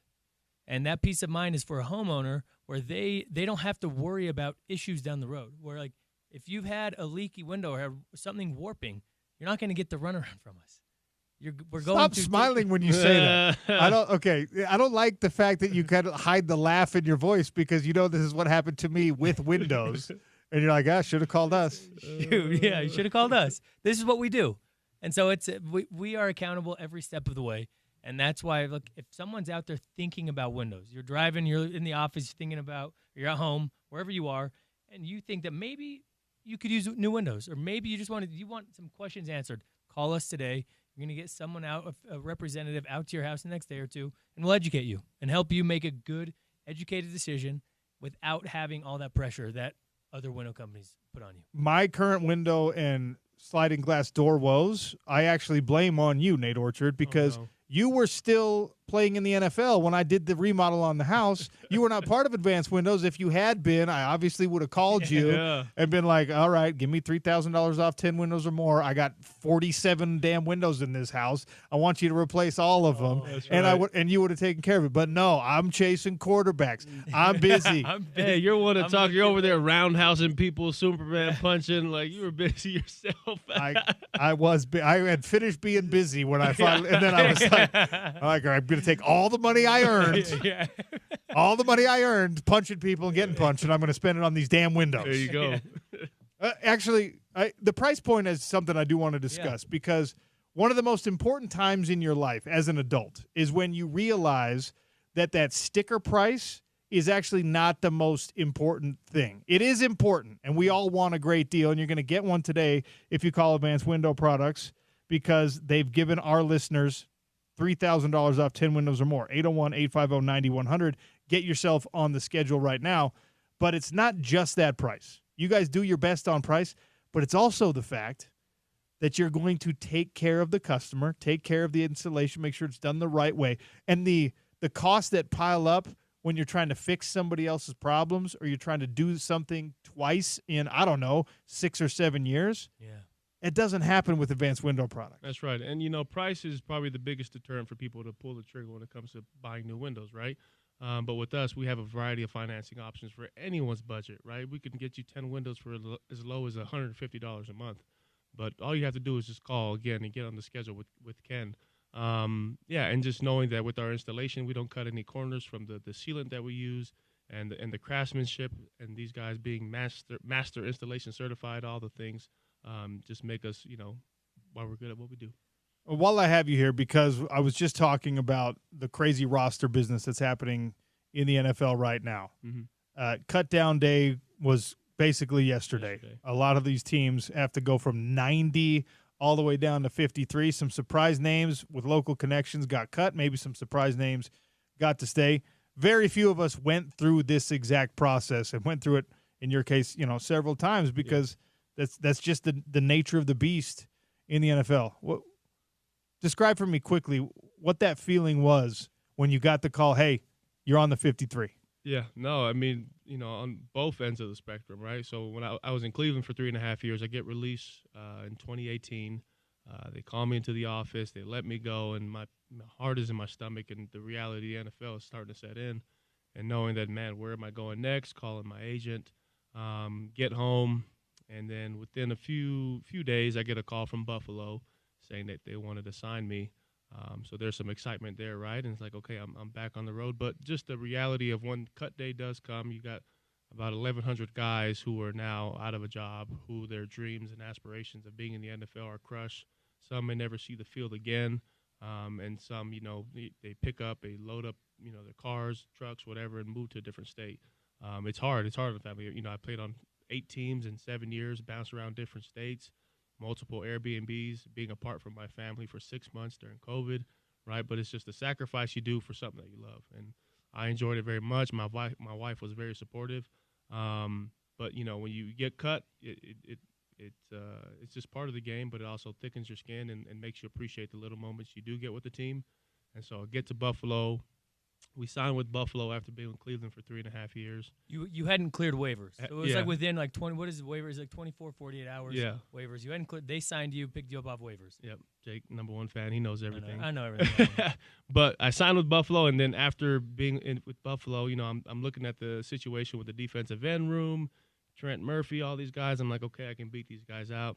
Anyways, fast forward 3.5 weeks later after signing a 12-month lease and getting every box unpacked, and they call me into the office and say, hey, sorry, we got to let you go.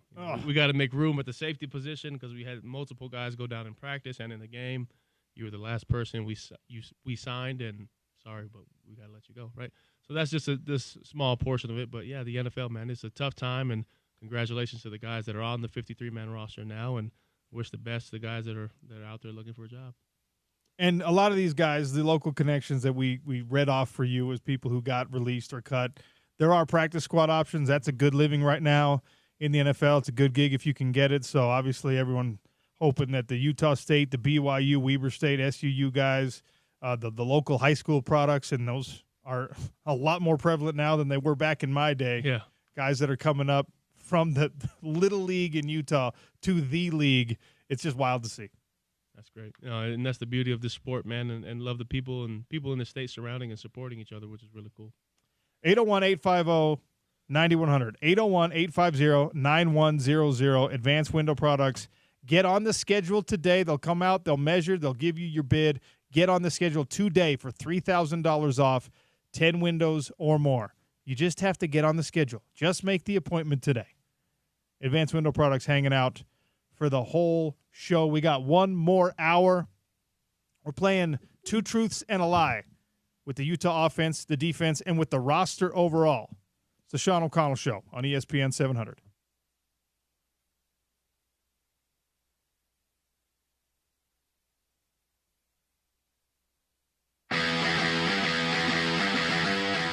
Right there comes out. Maybe not a fumble. Who knows? But we'll see. Caden Ellis fell on it. 12:37 to play in the first half. Might be Utah football. Well, it was also called a fumble on the field, too. Yeah. So they have to find compelling evidence that it was not a fumble. Our Pac-12 officiating crew taking a look at it right now. If it is Utah football, it'll be Utah football 1st and 10 at their own 34-yard line.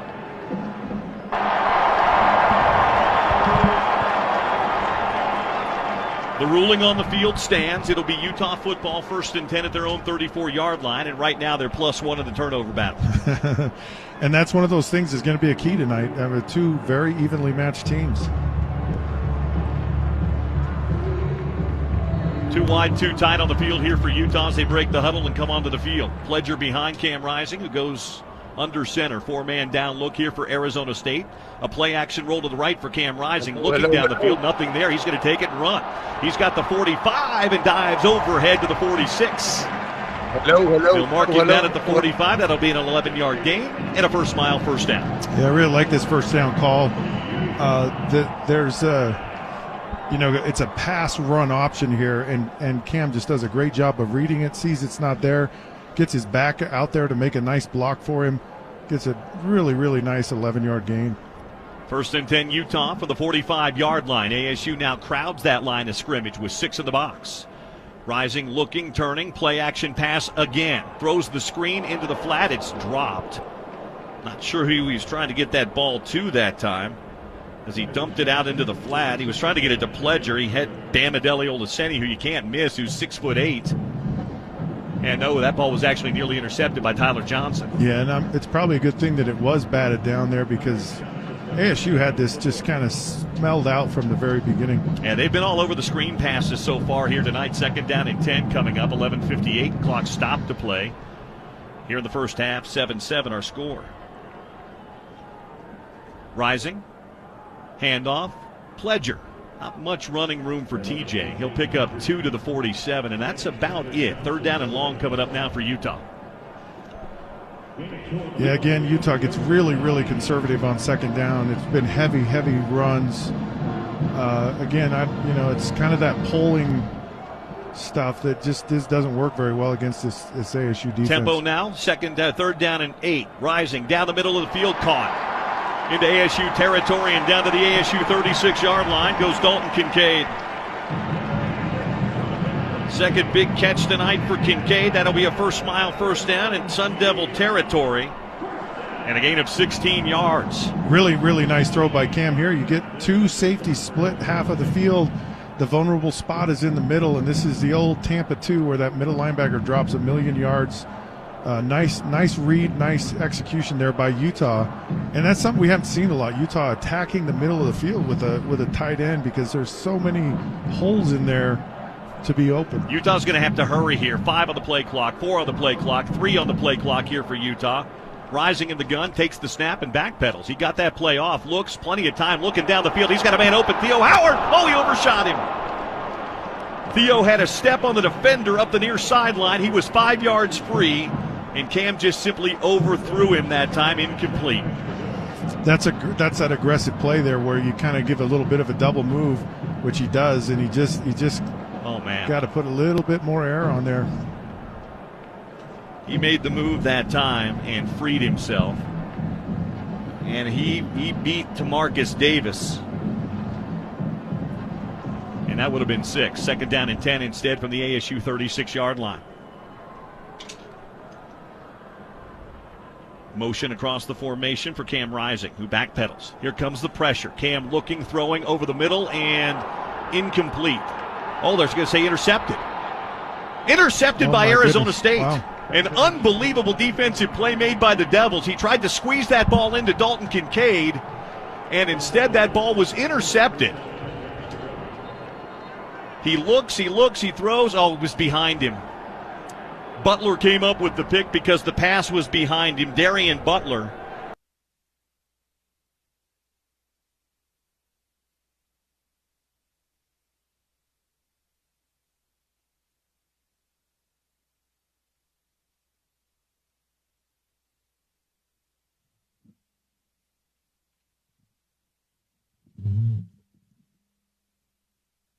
Welcome to hour number 3 on the Sean O'Connell Show. On a Wednesday, we call hour number 3 the Zachariah Hour. My guy, Zachariah Slenderbrook, joins me. The phone lines aren't working, but Zachariah joins me via the internet, which is an invention that has taken the young folks by storm. Why are you laughing? I mean, you made a joke there, didn't you? You said that the internet is like this new phenomenon, and that came out when I was in, like, I don't know, 5th or 6th grade. Al Gore. That's why Clinton killed it so much in his presidency. Internet came out when he was around. So anyways, I thought you were making a joke. I'm not supposed to laugh at a joke? No, I actually should offer appreciation because it has been one of those days, my friend. But we're playing two truths and a lie on the Utah. Hang on. I know it's your show, and I want you to direct Here we go. I'm not trying to take over. Go ahead, take over. No. Look, I want to bring some levity to the situation because I've been listening to you. I had to go to the bank, fraudulent charges, had to go to the grocery store, take care of Mama Dukes. You know what I mean? I had to run some errands, do some things. So anyways, I want to just bring a little levity because every time you went to somebody and the person wasn't there, I was like, this can't actually be happening again. And so I feel for you, my guy. So first of all, one of the things that I live by, I'm not a big religious person or anything like that, but I live by Woosah from Bad Boys, as you like discredited my mentioning of Mark Lowry. It's a deep cut. You don't need to go to it. I understand what you're saying. Okay. All right. So anyways, in that, he has woosah and he rubs his earlobes. So I would just say woosah. Be thankful for your very beautiful wife and your 3 kids, 5 and under. And just realize that that's what's most important. All this technological, nonsense, whatever. Because believe me, I feel like a guy that got stood up for a date. I set up my whole background. I got the whole studio. I painted. I got a logo. I got all this stuff that I set up. And James is like, yeah, audio only. So anyways, I'm back to the Stone Age. You got your own logo. It's incredible. Yeah, I do. All right. Got to move on. All right. 2 truths and a lie. Go ahead. Now can we play? I know what I voted for. Now can we play 2 truths and a lie on the show? Mm-hmm. Can we do that? All right. Yeah. So I started the show with this. I want to bring it to our hour 3 listeners because they're usually not the same. 2 truths and a lie about Utah's offense and defense. All right. Which one of these is the lie? These are all narratives that we've been perpetuating or we've been hearing throughout camp. The running back room is the number 1 question or weak spot on this team. Is that a truth or a lie? This is the most talented group of pass catchers ever at the University of Utah. Is that a truth or a lie? This will be Utah's most prolific scoring offense in the Power 5/Power 4 era. And for those of you who can't just pull the number out of your hat, that's 38.6 points per game is the highest per game total Utah has scored. That is the best scoring offense that Utah has had since they joined the Pac-12, and obviously now they're in the Big 12. Which of those is the lie, Zachariah? Well, this is picking the lie, correct? And I think running backs are a problem is a lie. I also think that it's not going to be the top scoring Ute offense. I think that's also a lie. And I think the obvious truth is most talented wide receiver tight ends ever. I mean, we've talked about, you've said it on air, so I'm putting words in your mouth, but you said them, so I'm allowed to regurgitate them. You said that this is by far the best wide receiver class that they've ever had.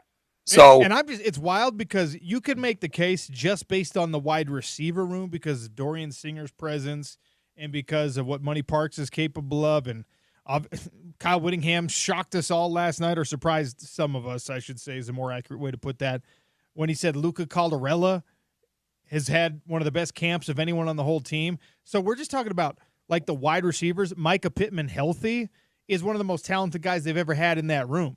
Micah Pittman, his freshman year at USC, was a breakout star, was an absolute monster. That's just the wide receivers. That's not even talking about the tight ends. So when I incorporate pass catchers and you put a 6-7 deep tight end room there, yeah, I think that one's the most obvious truth of them all. Yeah, for sure. And did you even mention my guy Damian Alford? Because that's like my favorite wide receiver. I'm already picking favorites on both sides of the ball of guys that I'm going to specifically be watching.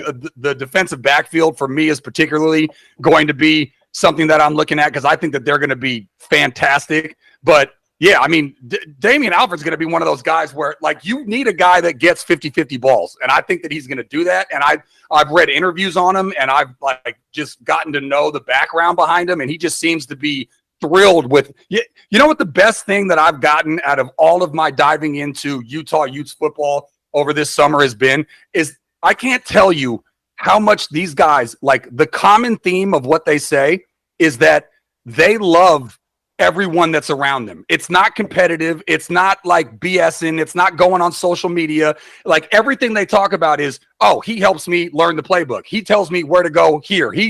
Like it's all inclusive. And that to me is like the best part of it. And that's kind of like an intangible, which is why I think that the Utes are a little bit slept on despite being, top 15 in most polls. Yeah, one of the downsides of my college football career was I didn't stick anywhere, so I transferred, right? And I got to play for 3 different coaches with 3 different styles that in culture building and in how they talked to their teams and what they did. And Urban Meyer had his own way. Kyle Whittingham took over and added his own way. There were great assistant coaches that are now head coaches on those staffs that I think probably weighed in and stuff.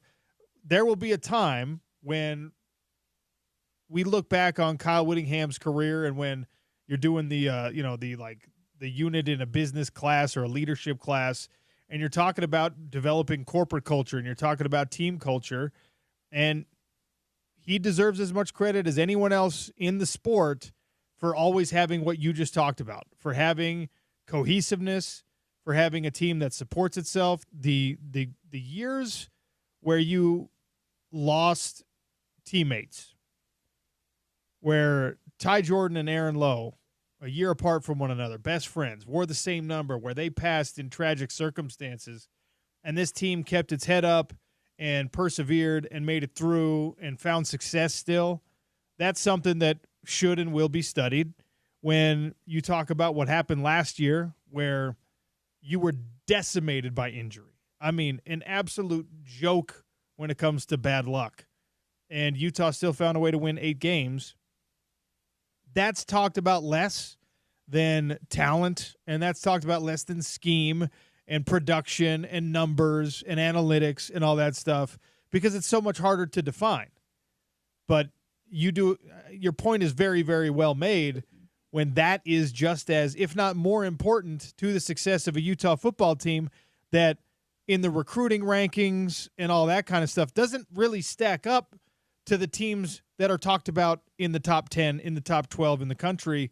Like, it's apples and oranges in some ways, but somehow Utah is there, and I think that's the reason Utah is there, that culture you're talking about. Yeah, and I can't believe that it's as less talked about as it is, because intangibles, look, I didn't play D1 like you did. I probably could have walked on a Cal, but that's a long story. Some guy that made 3rd-team All-League in high school and junior college walked on, and I was 1st-team All-League. So I probably could have walked on, but I wasn't going to play, and I knew that my time was up. So, but here's what I can tell you from my time playing throughout my entire life and all the way to junior college, is that coaching can get less talent to perform better than more talented teams. Like, basically what we're talking about with Utah is the polar opposite of what you have in Colorado. Right? Like, I'm not saying Dion is a terrible coach or a bad leader or anything like that, but you do not get, like, he's got, he banned some reporter that can't ask him questions anymore or whatever. Like, you don't get any of that out of Utah. Out of Utah, everything is like, all that guy does is help me. All that coach does is help me. All I've done is learn. All I've done is be a part of the system, be a part of the culture. Like, it's the opposite of Colorado. And I think, with Utah, the reason why I'm being so braggadocious about it, and it's not just because I'm trying to, make myself welcome and humble to the Salt Lake community. The reason why I actually think that they're being slept on is for a lot of reasons. Number one is that they're in the Big 12, and I think they're going to win it and probably have a bye, and that puts you in a good spot. Now, you might face Oregon, which your buddy Jeff that you do an hour with. That might be like a very heated game or whatever. But my point is, I feel like that's going in your favor. But also, it's that stuff. I think that Utah probably how many times were they picked to win the Pac-12 when they did? OC, you were doing Pac-12 radio. You could probably tell me. Were they ever picked to win it when they won it? They were picked to win it and did not win it in 2019. Okay. All right. Well, My point is, I think a lot of the intangibles with what you're talking about and the culture, and just like, to me, when you can really figure out how something is going is not necessarily when they do a radio interview or when they're speaking to reporters after practice or whatever, but like when you get those in-depth like newspaper interviews or like op-eds or whatever you call them, and you can actually see that you're getting the same sense from every single player, it means that there's a ton of cohesiveness going on with that ball club. And to me, like, I'm speaking from experience. I've been on less talented teams that have beat way more talented teams because of our coaching and because of our continuity. And that's what I think Utah has in spades, which is why I think they're a little bit slept on. All right. So the lie is for you on the offensive side. The lie is about the running back room. You think that this is going to be Utah's most prolific scoring year in the Power 5 or Power 4 era? No, I said that there's two lies in there. I think most talented wide receiver tight end ever is a truth.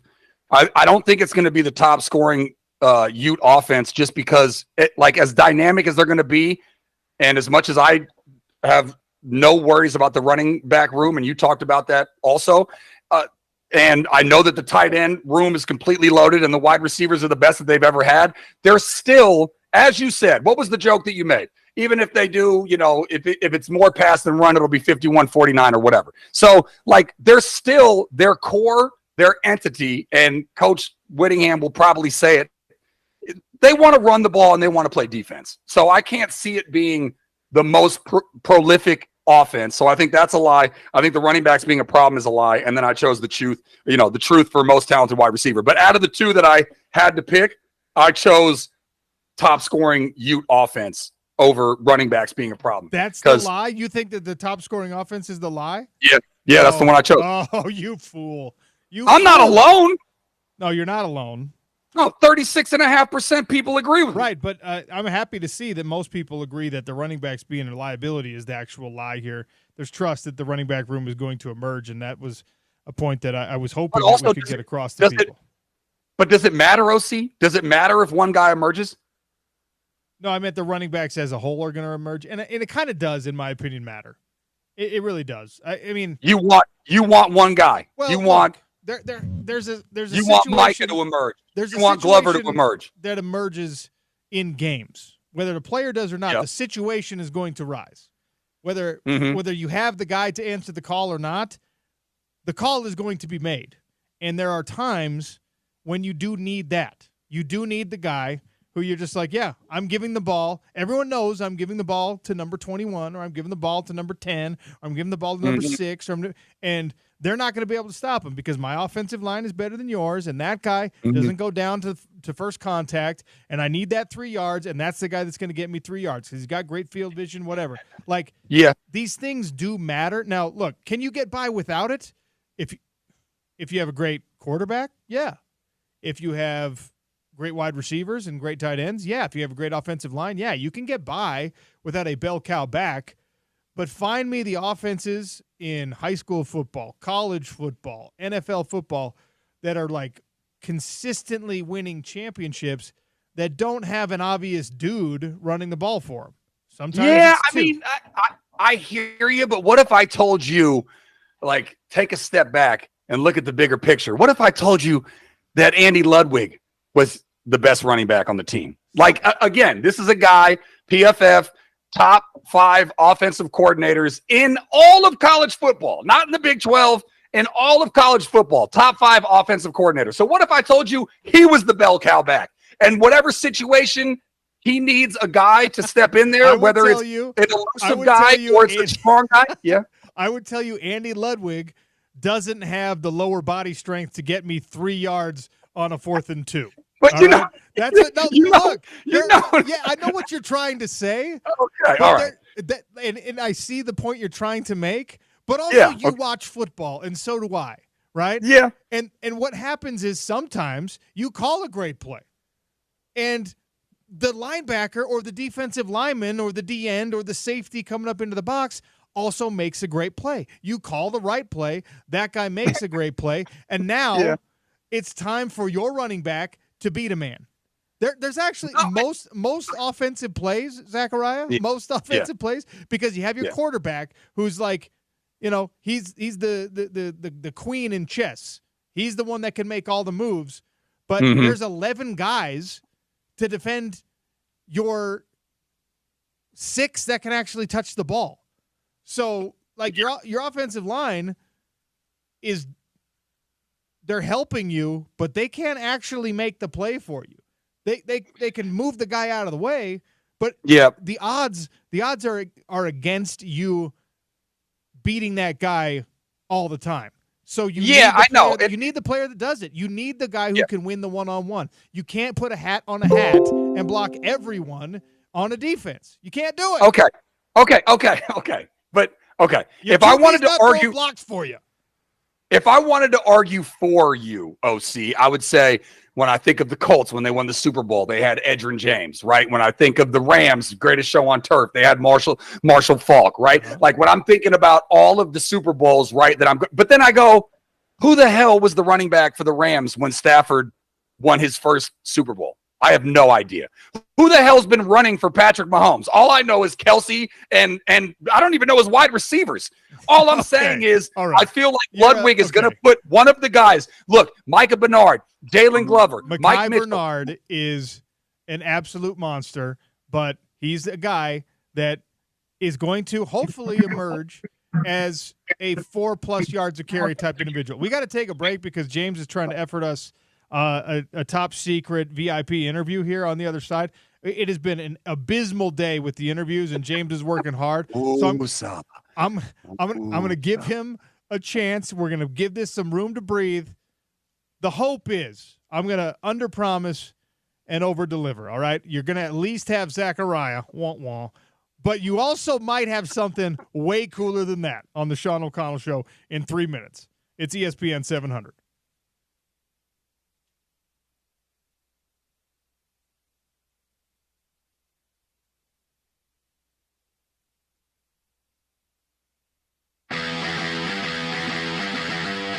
So 1st and 10 ASU at their own 44-yard line.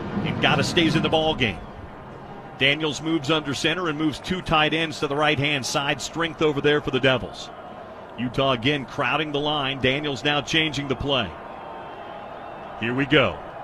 Jaden Daniels turns and gives again. Ngata. Flag flies. I don't know if that was an illegal shift or somebody was in the neutral zone for Utah.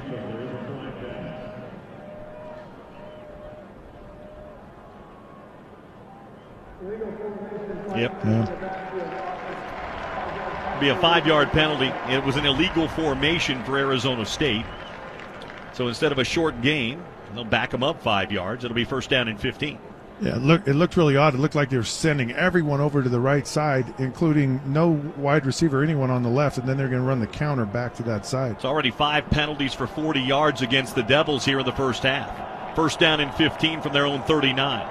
Daniels backs up into the gun. He'll roll to his right and look down the field. He's going to take a shot down the field. He's got a man open, Brian Thompson. Broken up. Good coverage down the field by Zamiah Vaughn. They were actually targeting Andre Johnson. It was 82, not 22. And it goes incomplete. 2nd down and 15 coming up. Yeah, Zamiah Vaughn did a very nice job of staying with this route the whole way, running a corner route to the backside, but pretty well covered.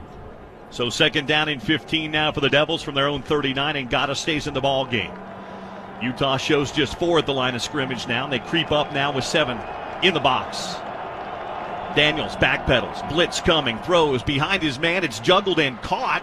Stays on his feet into Utah territory, and there he goes. Buckley Shelton at the 20, at the 15, at the 10, 5, and down to the Utah 2-yard line. Poor tackling by Utah and a lot of run after catch. 59 yards, it's 1st and goal, Sun Devils. Yeah, and that's a situation. Utah comes after him with a blitz here and just poor tackle there. And it continued to be a poor tackle. It's almost like Utah's not even kind of trying here. Mata Ele missed the tackle.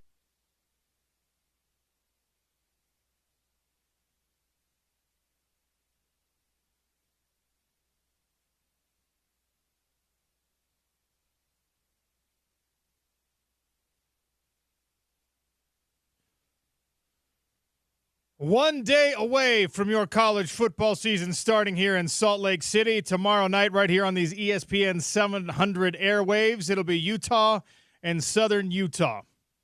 We expect the game to be a formality, although that's for the coaches and players to handle. Another important order of business happening up there at Rice-Eccles Stadium tomorrow night is the creation of the Ring of Honor for Utah football. And the first inductee into that Ring of Honor is an absolute legend in the game, not only here in Salt Lake City, not only at Helix High School, but also in the NFL now. Alex Smith, the first man going in. He'll go in by himself after that. It'll be two players or a player and a coach each and every year, and we're lucky enough to be joined by Alex Smith on the Sean O'Connell Show right now. Alex, welcome to the show. How are you? Sean, how you doing, man? Thanks for having me. Appreciate you giving us a few minutes here. Welcome back to Salt Lake City. What's it like for you when you come back into town in a place where, you know, the campus looks so much different than when you were playing? The university is totally different. Obviously, you know, you've been involved. You've done a commencement speech and things like that. But just the growth of Utah football, Utah athletics, Rice-Eccles Stadium with the facelift. What's it like for you when you come in and you see it all over again? Yeah, it's a flood of emotions, to be honest. To think back, you know, I remember when Utah was in the WAC. You know, certainly I got recruited and played my entire career here in the Mountain West. And, you know, especially during the BCS when they really didn't let us in, right? Like we were kind of in this mid-major conference and we weren't allowed, weren't invited to the party. And just to see what Salt Lake in general, to see the growth of the entire city, but really the school and this program have done over the years, to see what WIT has done. I mean, the transition to the Pac-12, to go into Rose Bowls. I mean, for a kid who grew up in San Diego and idolizing the Rose Bowl, to see Utah there, just like unbelievable. And now going to the Big 12, you know, and you said at the stadium too, with Rice-Eccles closing in the south end zone with the Ken Garff zone. Creating one of, in my opinion, one of the best college football atmospheres in the country. And then to think that we're going to start a Ring of Honor and my name is going to go up. Like honestly, it's overwhelming. The emotions felt and all of that. And in a lot of ways, I feel like I've kind of paralleled the program. You know, I was a kid who had one scholarship offer and Utah believed in me and gave me a chance. And I wouldn't be certainly the person I am today, nor had the career I had if it wasn't for Utah. And that opportunity. So to say I'm prideful is an understatement. It just is, again, overwhelming is what it is. And so pumped to be back, you know, just kind of see this program continue to elevate. Again, is just something that I'm so proud of. So take me back to the moment when you get the phone call or the email or whatever, like, hey, we're going to do this. This Ring of Honor is going to happen at the university. And we want you to be the guy, the first guy that goes in, and you're going to do it by yourself. How did that process happen?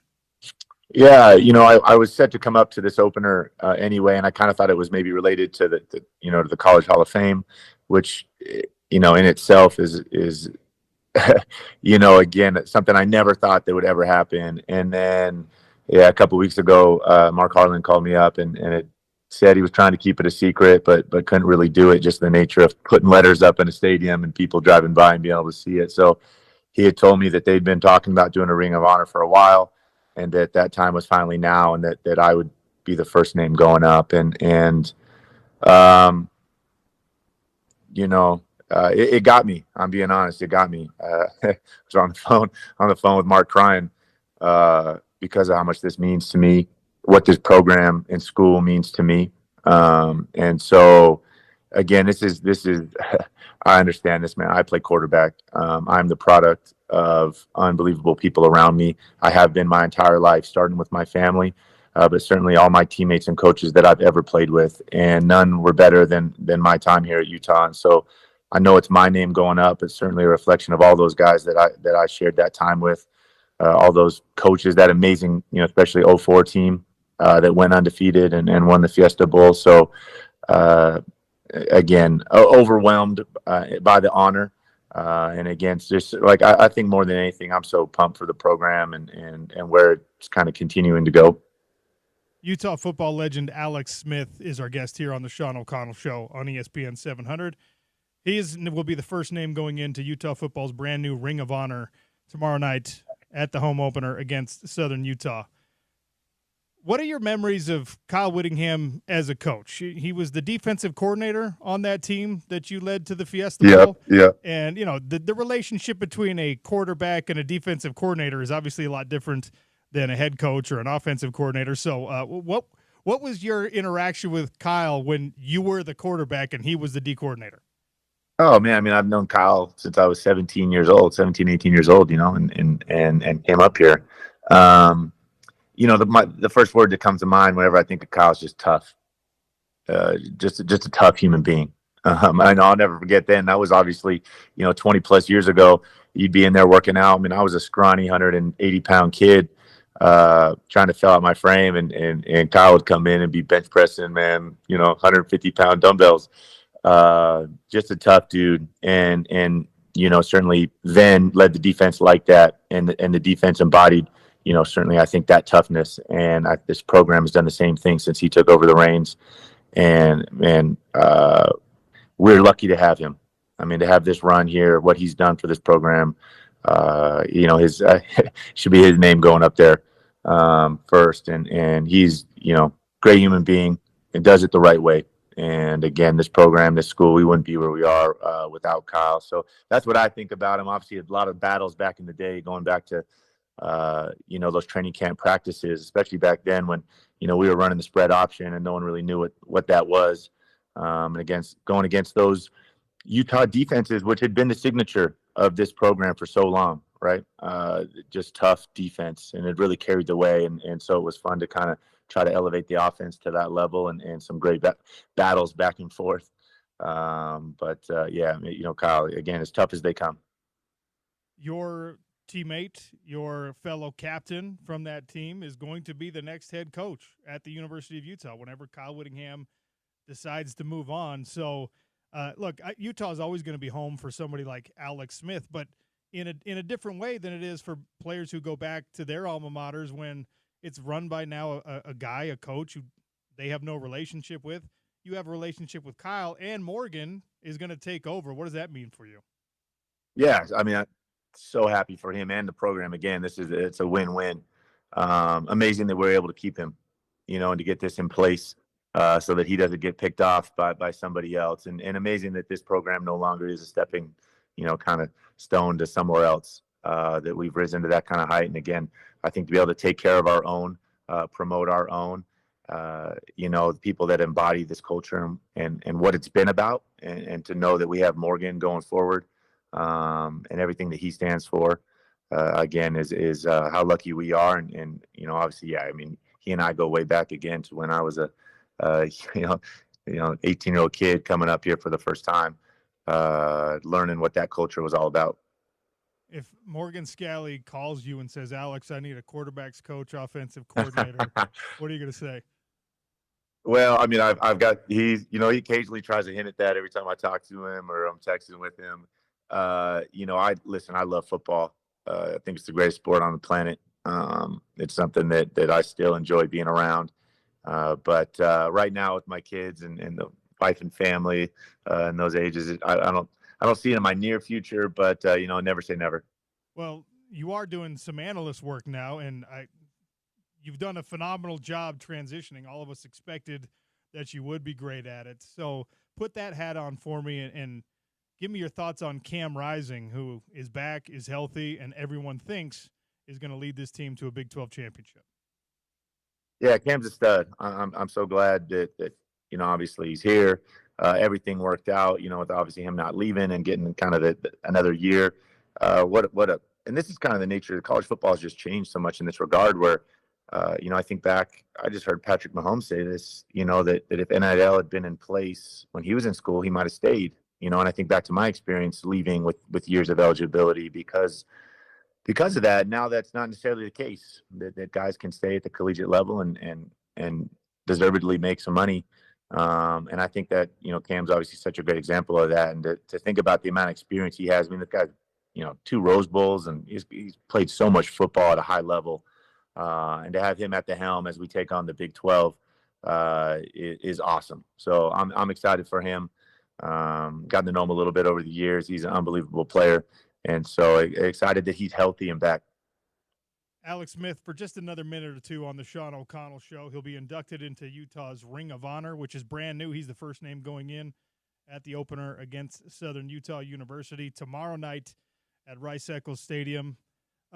Your thoughts on kind of that big picture change in college football? Obviously, Utah's done a great job of keeping pace with the growth and the expense and making sure you have the right coaches in place and the right support system in place and the opportunities for NIL and to cash in and things like that. Is it making the game better, worse, more like the NFL, too much like the NFL for a guy who's been at both levels? What do you think of just the overall changes in college football and what it's done to the game? Oh, I think a lot of them were needed. I mean, I think, listen, this is college football. I think it's the second most popular sport in America, right behind the NFL. And for a long, long time, obviously for an incredibly long time, you had free labor. And I don't think that necessarily was right. I think that some of that money should be going to the student athletes. And I'm glad that day has finally come. I think the conference realignment, listen, it's unfortunate. Again, I grew up in San Diego. So the idea that there's no longer a Pac-10, Pac-12 is crazy. I'm still having a hard time wrapping my head around that. But I don't think the change is done. I don't think the change is necessarily a bad thing. I think it's only going to improve kind of a market economy. I mean, I think these best programs are potentially going to continue to consolidate, and you may have what looks like a mini NFL, so to speak. And listen, the NFL, I think we've seen how successful that has been. I love tuning in how the parity it is and has year to year, week to week. And so I don't think that that's a bad thing that we're talking about college football heading that direction. So that 04 Fiesta Bowl team, I talk about it all the time, ad nauseum. I won't let people shut up about it. Just the group of guys on that team, obviously yourself, Weddle and Scally, Sione Pua, Chris K. Moyatu, who's the biggest, scariest, most intimidating guy I've ever been around in my life. Just an absolute collection of monsters. How many of those guys are you still in touch with? How many of them do you see, talk to regularly? How big a part of life is the 04 team still for Alex Smith?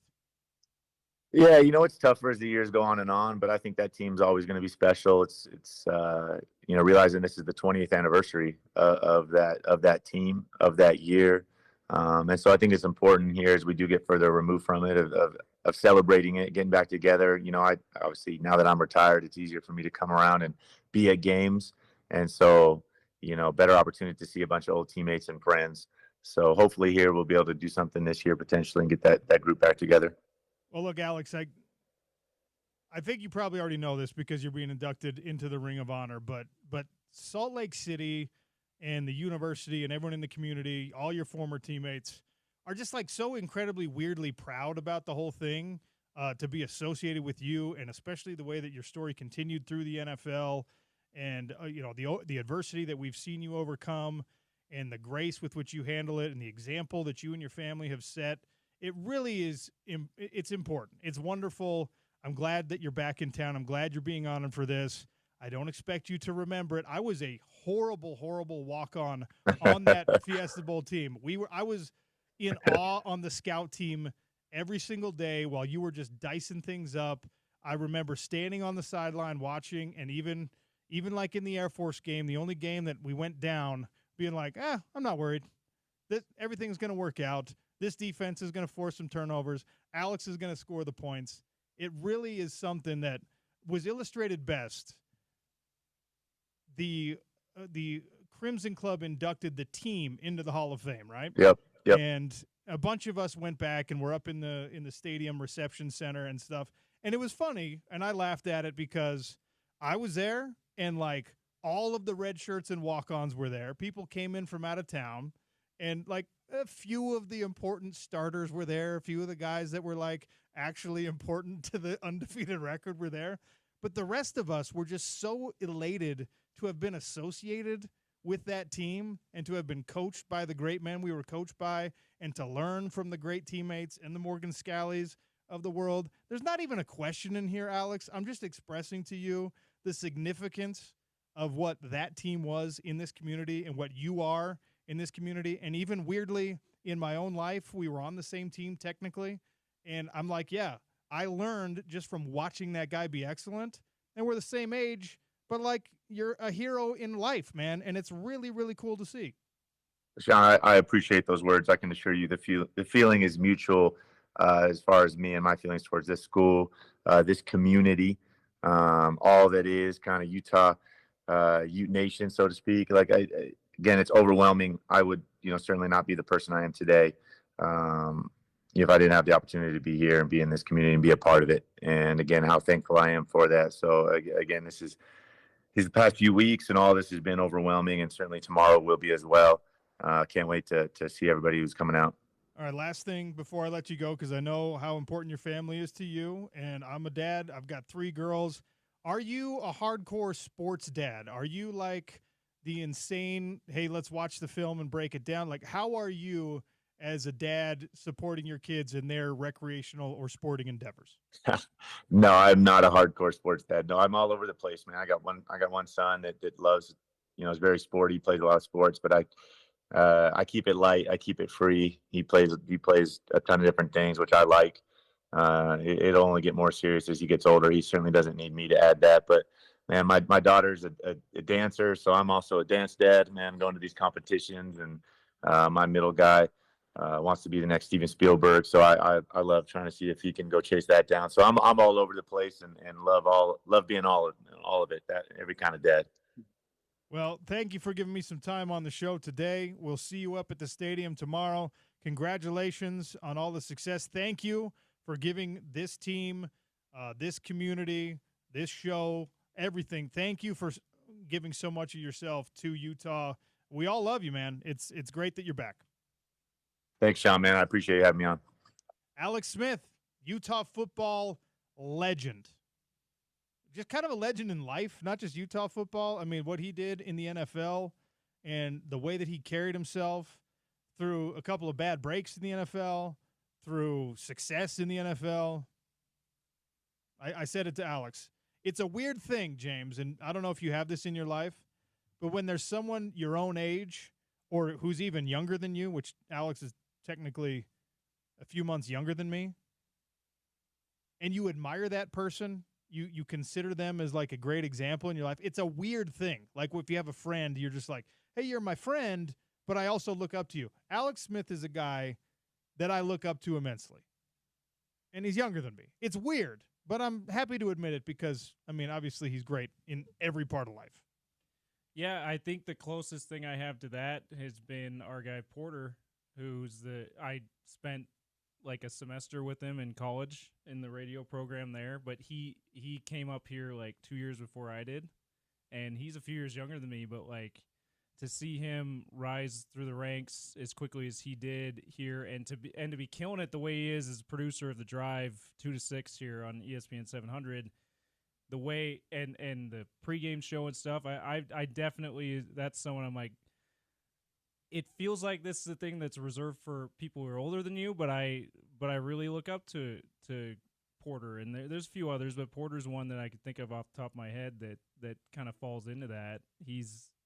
It's one of those guys where it's like you kind of representing our college down, formerly Dixie State, shout out Utah Tech, and then also doing the great job that he's doing, and he's not just like any other producer. He's kind of developed quite a foothold in Utah fans and our listeners here. They know him just like they know you and Spence. So that's probably someone off the top of my head, I would say. Probably a little too emotional of a tribute there for a Wednesday show. No, dude, it's great. And I'm sure Alex gets that all the time from people who are like adjacent to his life, But this is my show. I'm going to express that to a guy that I was teammates with way back in the day. Good job by you, the way you kind of reminded him that you were teammates. Yeah, on the air too. That was a honestly, very smooth way of doing that. You know what my favorite part about that whole interview was? That Alex did not disingenuously be like, no, I remember. Yeah. Didn't pretend. Like, yeah, of course. That's how authentic of a person Alex Smith is. That's awesome. He's just like, great. Okay, thanks. Because if he did the whole rigmarole, the whole like theater of being like, no, I remember you were the what guy. Number? You were number. You were the guy that was always hustling on the sidelines, getting us water. You're the hardworking, Big thanks to Alex. Totally redeemed the show, quite frankly, James, because it's been a wild day. Seriously. All right. Shout out to Google Meet, by the way, because our phones, for all the listeners, that's why we haven't had our guests today. Our phones stopped working. We were able to get him on the old video call, which worked great. A big shout out and an apology to Scott Mitchell, to Richard Cross, and, of course, to Stevenson Sylvester, to Sly, for being willing to come on, and we weren't able to make it happen. All right, a little crosstalk coming. The Drive with Spence Checketts is next. We are 1 day away from this Utah football season kicking off. We'll talk about it with Spence in 3 minutes on ESPN 700.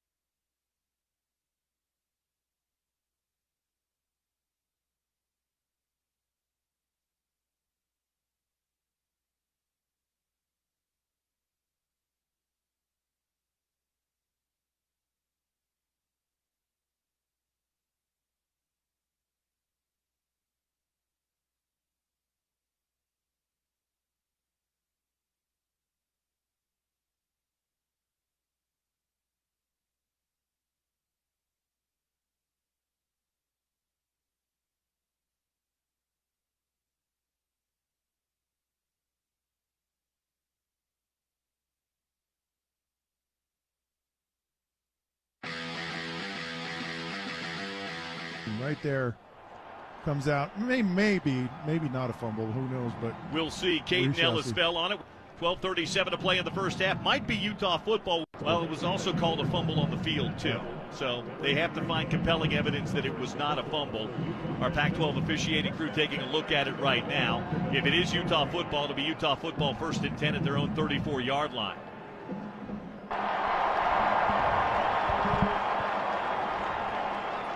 The ruling on the field stands. It'll be Utah football 1st and 10 at their own 34-yard line, and right now they're +1 in the turnover battle. And that's one of those things that's going to be a key tonight. With two very evenly matched teams.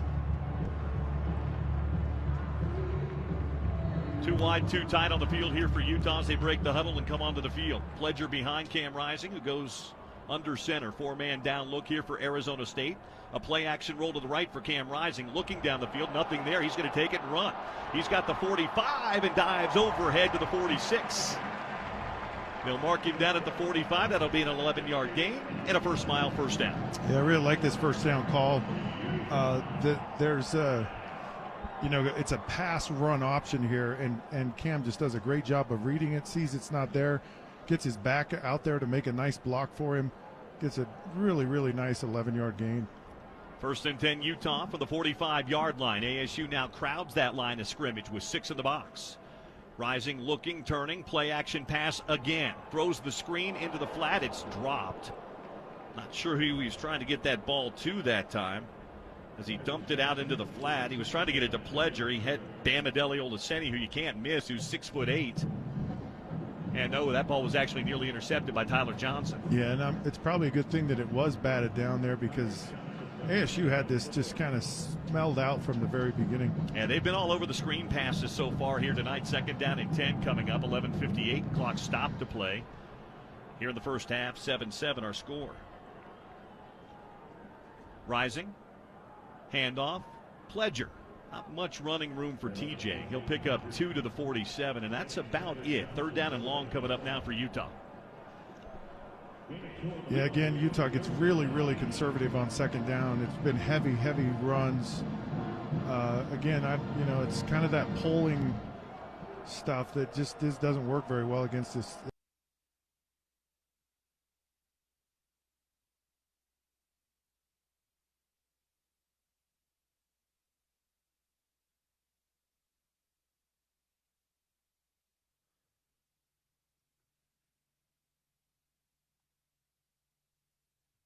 Jason Aldean coming to the Utah First Credit Union Amphitheater September 7th. I got tickets to give away. I'm assuming the Dish Pros text line is still working, 877-353-0700. I did 2 truths and a lie on Utah's offense and Utah's defense today. You have to identify the lie because all of them could be true statements. That's kind of how the game works. In doing so, we talked about defensively. Is it a truth or a lie that this will be the most prolific pass rush Utah has put onto the field since joining Power 5 football? Now it's Power 4 football, but you get the point. Is it true or is it a lie? And as we were talking about that, I told you what the number is that you have to beat. What is that number? The number of season sacks that Utah would have to beat to be the most prolific year of pass rush since joining the big boys table of college football. 877-353-0700 for Jason Aldean tickets at the Utah First Credit Union Amphitheater and for FightCon tickets as well. More details on ESPN700sports.com. As always, The Drive with Spence Checketts is coming up next. Hey, Spence. Sean, how are you today, my friend? You know, I'm doing all right. Yeah. No, big hug for you, pal. Look, you know the deal. Our engineers are working hard trying to get the little ghosts out of the machine and the goblins fixed. And James has been pivoting and repivoting. Turns out he's not an ambiturner like Zoolander, but we got through it. And at the end, descending from on high, the savior of Utah football and all of our show today, Alex Smith joined us. So all in all, worked out fine. Well, I have to say you handled it well because I was tuned in as I was driving around town doing some errands. And, yeah, you wouldn't have known it because if it's me, you'll know it. I get grumpy very easily. So kudos to you. I do have to say I feel very much – I know you told me last week that you're not a grown-up if you're not over 200 pounds. Yeah. Feel very much like a man today. You do? Change the tire. You changed the tire? Popped the tire on the road. With those manicured hands, you changed the tire? You want to see you want to feel the leather on my hands? I've got calluses from the dumbbells, bro. No, that's from golfing, but okay. Also golfing. I might not be 200 pounds, but I had a moment. I'm like, you know what? I'm going to call roadside assistance. Then I said, look, come on, man. You got a jack in the back. You got a spare. Get it done. Yeah. Boom. Got it done. Side of the road. Sean, there's something about working with your hands outside, sweat pouring down your forehead. Which none of us in the radio business know anything about. You know, dirt on the face. Yes.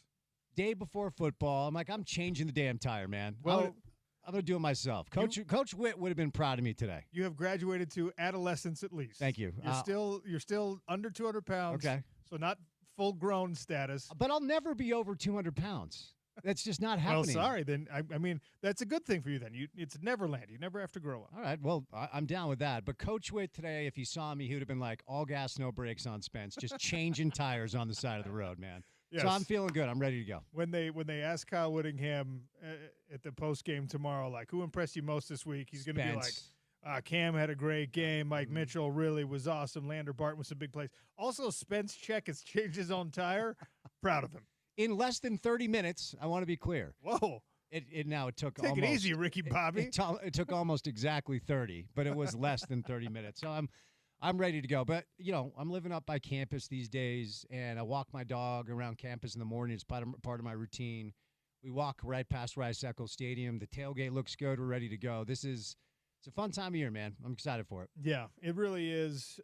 What I asked James this question at the top of the show. Waiting for tomorrow is like, it's one of those things as an adult. It's difficult. Mm-hmm. If you're over 200 pounds, yeah. If you're over 200 Mm-hmm. pounds. Especially if you're over 200 pounds. Waiting for that first tailgate of the year is really difficult. But when you're a kid waiting for Christmas, the most difficult thing to wait for. For you, what's the hardest thing to be patient about and wait for? What like a good question. thing, right? I will hearken back to about 3 weeks ago where my son flew into town. Mm-hmm. And I only have one child. I got us started, and then the rest of my siblings, I said, it's all you. So we have 21 grandkids in the family, and I'm the oldest. But you're number one. And I only had one, right? Yeah. And I don't think, he went on a mission, and that was hard. But now he's flown the nest. He's living in New York. He's working for my brother. And he called me about 2 weeks before he's coming to town. He said, I'm going to come into town. I'm going to spend about a week there. And I hadn't had that level of anticipation and excitement for a long time. You have kids, but right now you're in the ish. You're in the everyday. Yeah. Can I sleep? My meal is like their leftover cereal. You call me when they leave. It feels like you've lost a limb. It's crazy, dude. I don't even want to think about it. Yeah. I'm actually bothered that you brought up the prospect that it's going to happen. It will. Eventually. Bro, you're going to blink and it's going to happen. So my initial instinct is the anticipation I felt for a week to see my only child was something I hadn't seen. Also, football's cool, but I would say that anticipation had me on pins and needles. I went with something fun, like when a vacation is planned, and Another good one. It's hard to wait for the vacation. You got me. You went deep cuts on my emotions there with the kid thing. It's funny you brought up the vacation thing because I had, how your your iPhone will say, "Hey, memories from blah blah blah" pop up. Yeah. I had a grip of photos from the last vacation I took on the North Shore of Oahu, and I forgot. I was like, I haven't talked to Sean because, I don't know, 3 years ago, there was some Twitter thing going around. It's like, where would you buy property if you could? And I think you and I both responded the same thing, North Shore of Oahu. Yeah. And I didn't know you had the same affinity for it that I do. It's heaven for me. Sacred ground, man. I don't know why I love it so much. It just is. I feel happier when I'm there. Sure. When I brought my oldest daughter there for the first time, it was probably the best experience I've ever had. Yeah. Just me and her went out. She was 2 years old. I took her to the beach and just, ate malasadas and watched her play in the water. And I was just like, this is heaven. This is as good as it gets. I look for property every single day. Uh-huh. There's one right now that I want very desperately. Let's go. I got to find someone who's willing to give me a loan that's 30 times my my actual qualified income. But you know what? We're going to get there. And I don't know why you're looking at me when you say that, OC. It could be you. I don't think I can help you out there. Yeah, John Oliver did a big piece on Hawaii 2 weeks ago, how we basically annexed their land into our Constitution. Yeah. And everything the white people do to take land really sucks. And the main reason we did it was because white people went over there. The head of Dole Pineapple was like, yeah, we're going to grow here now, and essentially forced their king and queen at gunpoint to sign this deal, for us so we could all go over there and enjoy it as tourists. So you do go over there and feel horrible when you go into super touristy areas. But the North Shore is untouched in a way that Waikiki is not, or Maui or whatever. And the people over there are awesome. They're just the kindest folk. So there's, I don't know, non sequitur tangent here, but the photos popped up. I'm like, I haven't talked to Sean about our affinity for the very same spot of land for a long time. Yeah, we will do some remote broadcasts from out there. Let's do it. From the food land or Yep. something Mhm. in Haleiwa. Let's go. Yes. No, I'm down. And also great football over there. Kalani, right? You grew up over there? Dude, the Kahuku Have Red you ever Raiders? been to a Red Raiders football game? I have not. Oh, my God. I should do that, though. It's amazing. I've driven by the high school plenty, but I've never been to a game. The Super Red across the street has the best poke in the business. It's just like a little gas station, basically. Yeah. You go get yourself a little poke bowl, and you walk across and watch them play on that concrete damn field at Kahuku, and you realize how all those guys got to be so tough. It's one of the legendary places. It's Absolutely. It's like Rucker Park, but for football. You've seen Goodwill Hunting, I imagine, right? Yeah. One day, what's going to happen is you're going to tease crosstalk, and I'm not going to walk through that door. And you, as Ben Affleck, are going to say he went to go see about a girl. And then I'm gone, North Shore. Crosstalk coming up. Oh, Spence isn't here. And everyone's going to be worried, Ben. You're going to be happy. And I'm going to be happy that I bought the land. And then I'll have a room for you, right? I'll save it, and boom, no crosstalk. Spence did it. He met the number he needs to meet to go get property. He's gone. Fade to black, end scene. Indeed. All right, coming up on the drive, busy show. Yeah, busy show. Mostly all college football, as you would expect the day before the first Utes game. So hopefully the phones cooperate. Stevenson Sylvester right out of the gate. Scott Mitchell after that. Josh Pate after that. You had Alex Smith on. Kudos to you. We're going to have Bill Bush on, who recruited Alex to play at the U. So Sly, Scott, Josh Pate, Bill Bush, and getting everybody ready for tomorrow, man. Can't wait. Stay tuned for the drive with Spence Checketts. As always, Crosstalk is brought to you by the full suite of products at Bolt Shave Company. It's for men who shave their legs. The aftershave balm is spectacular. Go check it out and make sure you stay tuned. Thanks to everyone who helped out. Again, thank you for everyone being willing to join the show who we were not able to connect with today. Scott Mitchell, Sly, and, of course, Richard Cross, who will be on the play-by-play for Utah versus Southern Utah. It's your home of the Utes and the Sean O'Connell Show on ESPN.